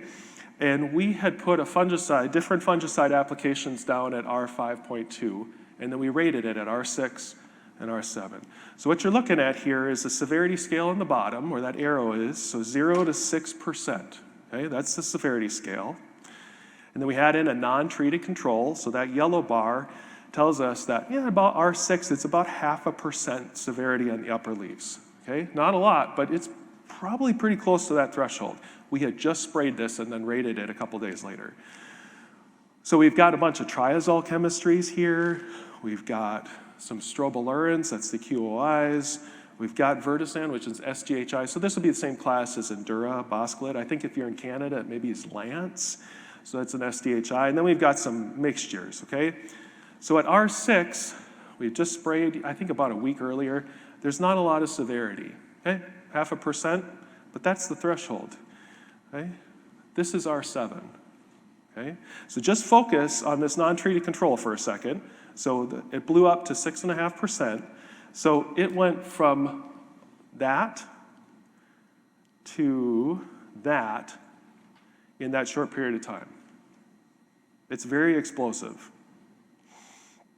But the products are excellent. So you can see the triazoles here, keeping it under 1%. Strobilurins, statistically really no different. SDHIs are not generally considered rust products, although there's some variation. And then these other premixes, they're doing a good job too. And keep in mind, this was a few years ago. There's other ones out there. Okay, they're doing a good job. What's the yield look like? So the non-treated control is at about 2350, right? manage it. That single application of these generic tebuconazoles, which is most of them, protected your yield 300-400 pounds. And the strobilurins ended up even being a little higher numerically, and that's because they just have a broader spectrum of activity. You can knock out a little septoria, maybe these other stem rotters a little bit. They're just a little broader. SDHIs, again, not really, at least this one, not really a rust product. And then the premixes are doing a good job as well. Okay? So, again, we had a lot of rust this fall. We have the most mild winter I think I've ever seen in North Dakota, at least one of them. We expect there to be overwintering. So rust becomes pretty important. Even if you haven't had it the last few years, it becomes pretty important. Okay, moving along to Sclerotinia head rot. So rust, it's good messaging, Sclerotinia head rot, a little less so. This is harder. So, but keeping with the same concept, I'm going to talk about it, and then I'll talk about how it works, and then maybe what we can do to manage it. It's a fungal pathogen. Unlike rust, this thing hits every broadleaf crop we grow and most of the broadleaf weeds. Very broad pathogen spectrum. It'll survive for years in our soil. It likes it wet, prefers maybe cool to moderate temperatures. So this one likes rain, like soaking wet. It's a problem to manage, and you all know that. We're going to talk a little bit about crop rotation, partial resistance, and then I need to bring you a little bit of fungicide data. So, as a matter of how this all comes together and how this works, right now in our soils, they're probably full of these black structures called sclerotia. This is my hand holding some seeds. I just grabbed them out of pods, actually, unfortunately. They're all over the place, right? We know that. They stay for many years. So if you can imagine a scenario where we've got Sclerotinia, those little sclerotia, little red spots in the bottom under the soil, and my little pretend plant, and I'm sorry, I'm not an artist, Allison. I tried. The first way you see Sclerotinia is when that plant is just germinating roots. It's really early, and if it comes into contact with the sclerotia, they will germinate and directly infect it through the plant, through the roots, okay? This is called Sclerotinia wilt. So if you're listening from the high plains in Nebraska, maybe online, Colorado, this is actually probably more of a problem than head rot is for you. Okay, but that's how it works. It comes through the roots. And of course, when you see it in a field, often you just see a plant that's wilted. If you grab the plant, look all the way down to the bottom, you'll see the white fluffy growth, the black sclerotia forming, okay? That's part of the reason this is an issue in sunflowers, is they can get it from the roots as well.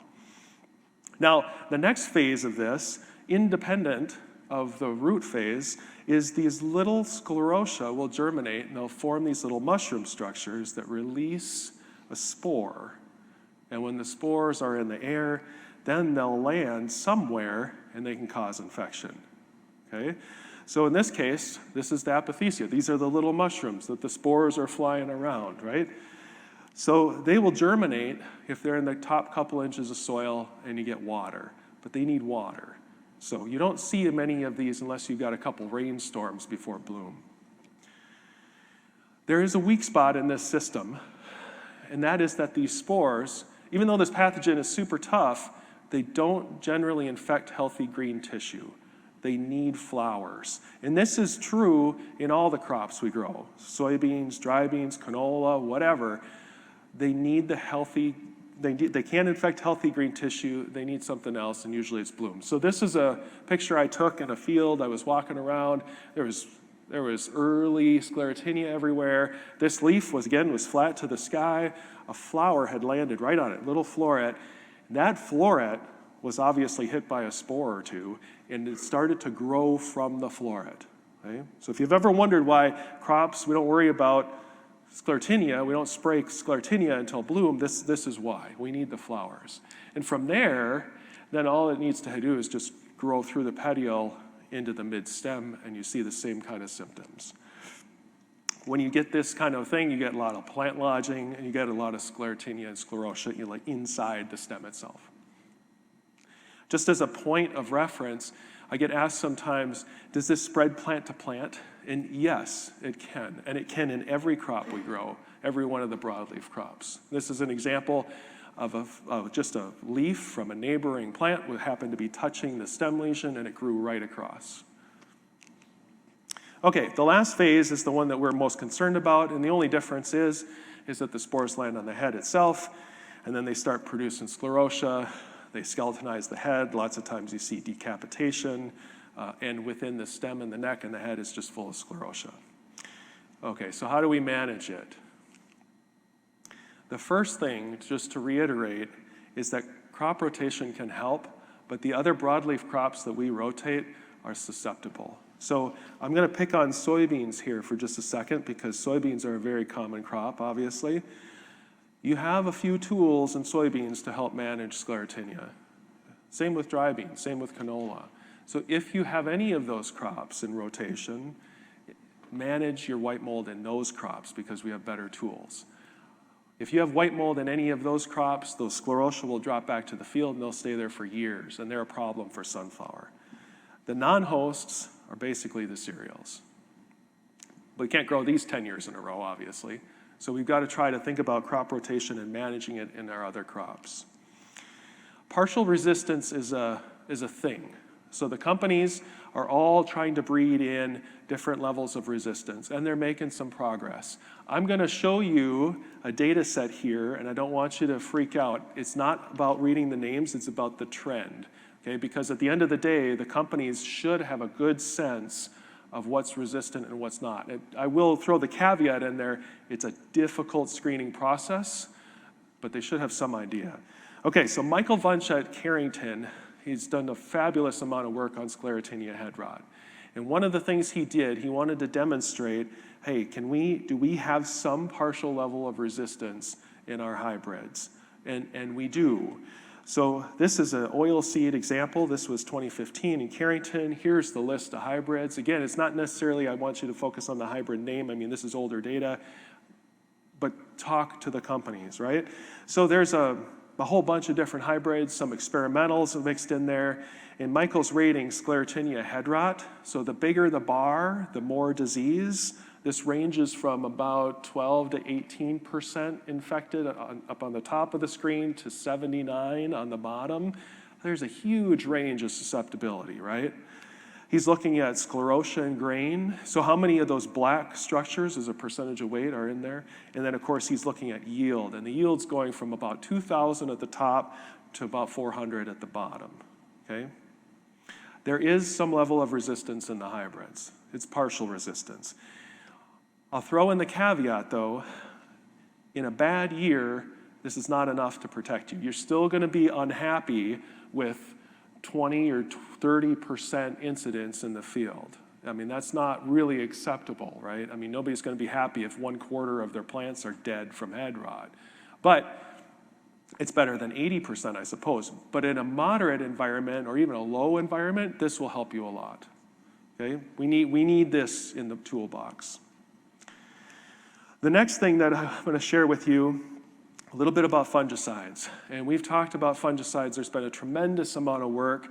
The National Sunflower Association has supported a lot of work, the National Sclerotinia Initiative, and then Michael Wunsch really has led this effort at Carrington. And I'm just going to give you a couple different things, but we can talk about more. He wanted to try to answer the two questions, at least initially. When are the plants most sensitive? And then, if you know that, then can you put a fungicide on at that time and protect it? Okay? So to answer the question about susceptibility, he did a series of trials. So each one of these little arrows is pointing to a different trial. Okay? And so this is 6. He did this in confection, he did this in oil. I'm just sharing one of the data sets with you. So this is 6 different trials. And then what he did is he inoculated it. So he put the pathogen there to see how susceptible it was. And so and this is set up the same way. The bigger the bar, the wider the bar, the more susceptible. So the non-inoculated didn't have a lot of Sclerotinia. It had some, but it didn't have a lot. When he inoculated at early R5 stages, it tended to be less than later. And by the time he was putting that pathogen on at R5, 7, 5, 8, 5, 9, it was unbelievable what was happening to those heads, okay?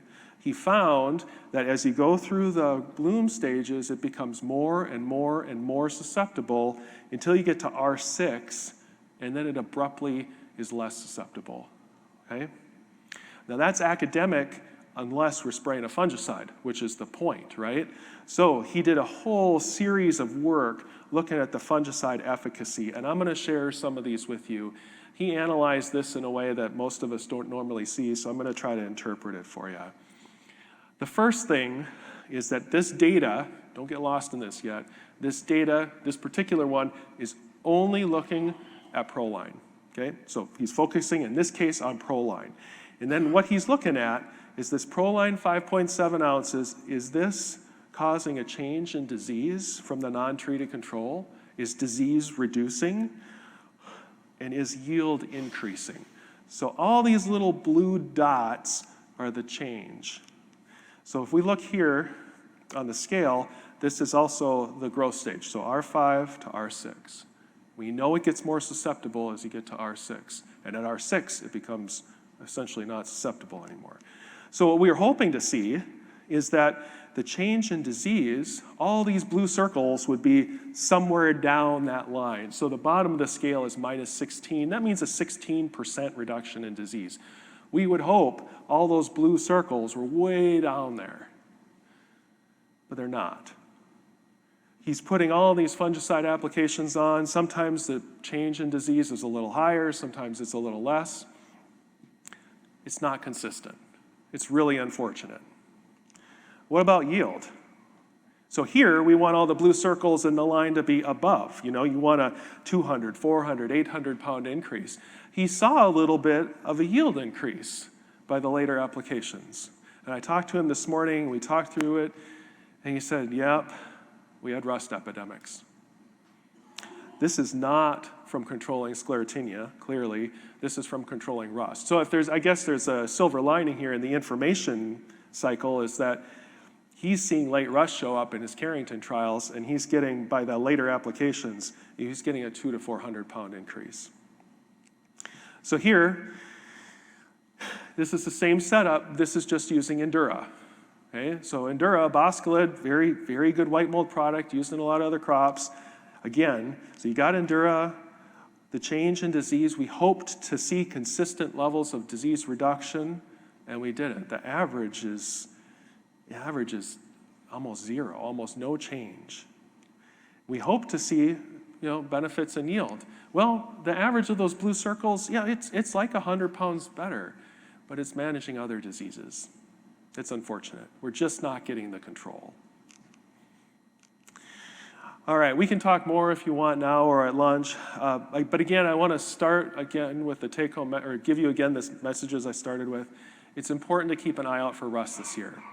And we can manage it. You've got to scout for it, but we can manage this. Sclerotinia head rot's tough. So if you can manage it with rotation, manage it in those rotation crops, try to get some partial resistance, it's going to help you out. But fungicides, we've just not been able to demonstrate consistent level, or even in cases, rare level of control with what we've done. So that's all I have for you. I'm happy to try to answer any questions.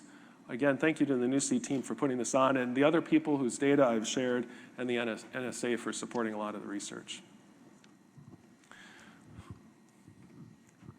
Any questions? Or is there time for questions? Yep. Maybe I should ask you that. Do we have any questions for Dr. Markell? I have a question then. For rust, so you talk about humidity or dew, is there a certain, what you would consider optimal humidity or relative humidity or temperature that you really see it start to explode? Yeah, it's a great question. So there is a relationship with the length of the dew period itself. So if you have 2 hours of dew, is it enough for infection? Probably not. If you have 4 or 6 or 8 or whatever, does it increase dramatically? So when we look at that, if you have 6 or 8 hours of dew, that's absolutely plenty. If your lower canopy is dewy or wet for 6 or 8 hours, yeah, you might get rust. But as you walk through your fields, you'll see that often there is rust in the lower canopy. Where I become really concerned is you have a long dew period on the upper leaves, or fog. Fog is the absolute worst. So it doesn't have to be like 12 or 14 hours. We start to see it really take hold at 6, but as you get to 10 or 12, it becomes much more significant. And that cycle will turn about every 10 days. which is why it's so explosive. And you could see that from our measurements in the trials between R6 and R7. That's not a lot of time, and the rust just exploded in magnitudes. I know we had a lot of fog in early August. Is that what you think kind of blew up the rust? It is. Yep. So these surveys were done mid to late August. Yeah. So I think the take-home message is get out there and scout your sunflowers early this year. Yeah. Some of you will remember some really, really severe rust in, the Renville Corner area, kind of the Mulhall area in 2008, 2009. And what had happened was we had early fog early in the growing season. It had overwintered, and it blew up on us like crazy. So if you remember that, that's kind of what I'm afraid of. I shouldn't say afraid. I'm not afraid. I'm concerned. The good thing is we got great tools. Awesome. Any other questions? All right. Thank you very much for being here today. Thank you.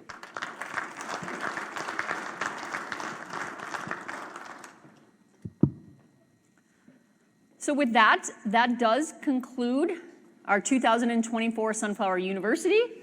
We will be having lunch afterwards for those that are here in person. And I just want to personally thank everyone and all of our speakers and attendees, both online and in person, for being here.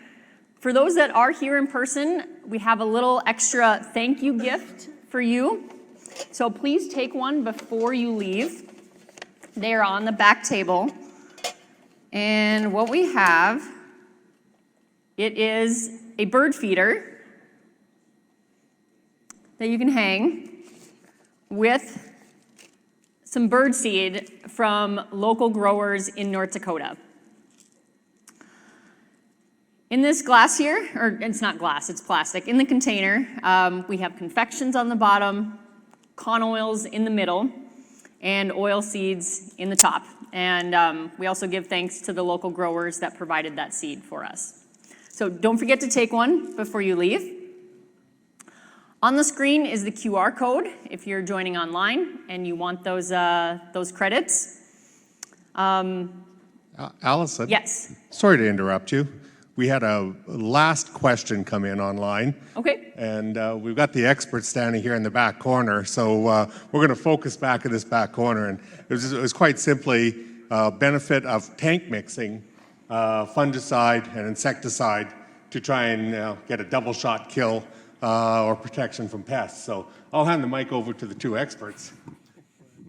It's a great question, and clearly some of those products I showed you are generics and very inexpensive. Some of the more expensive ones have broad ranges of control, and that's the right timing for that. And it's maybe a good strategy. What do you think, Pat? Yes, I think so too.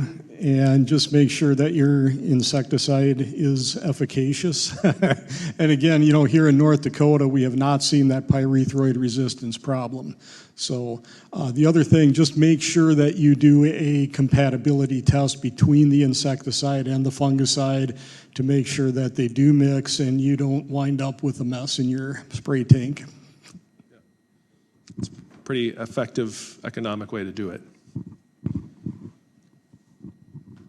Great question. Thank you for that. 2 ways to win $50 gift card. Number one, social media, Nuseed Sunflower U. There will also be a follow-up survey to this event that will help us immensely with feedback for future sunflower use. So please, when you get that email, if you could complete that survey, you'll also be registered to win another gift card as well. So with that, thank you everyone for being here today. We appreciate your time, and we certainly value your business, and let's keep sunflowers in the rotation.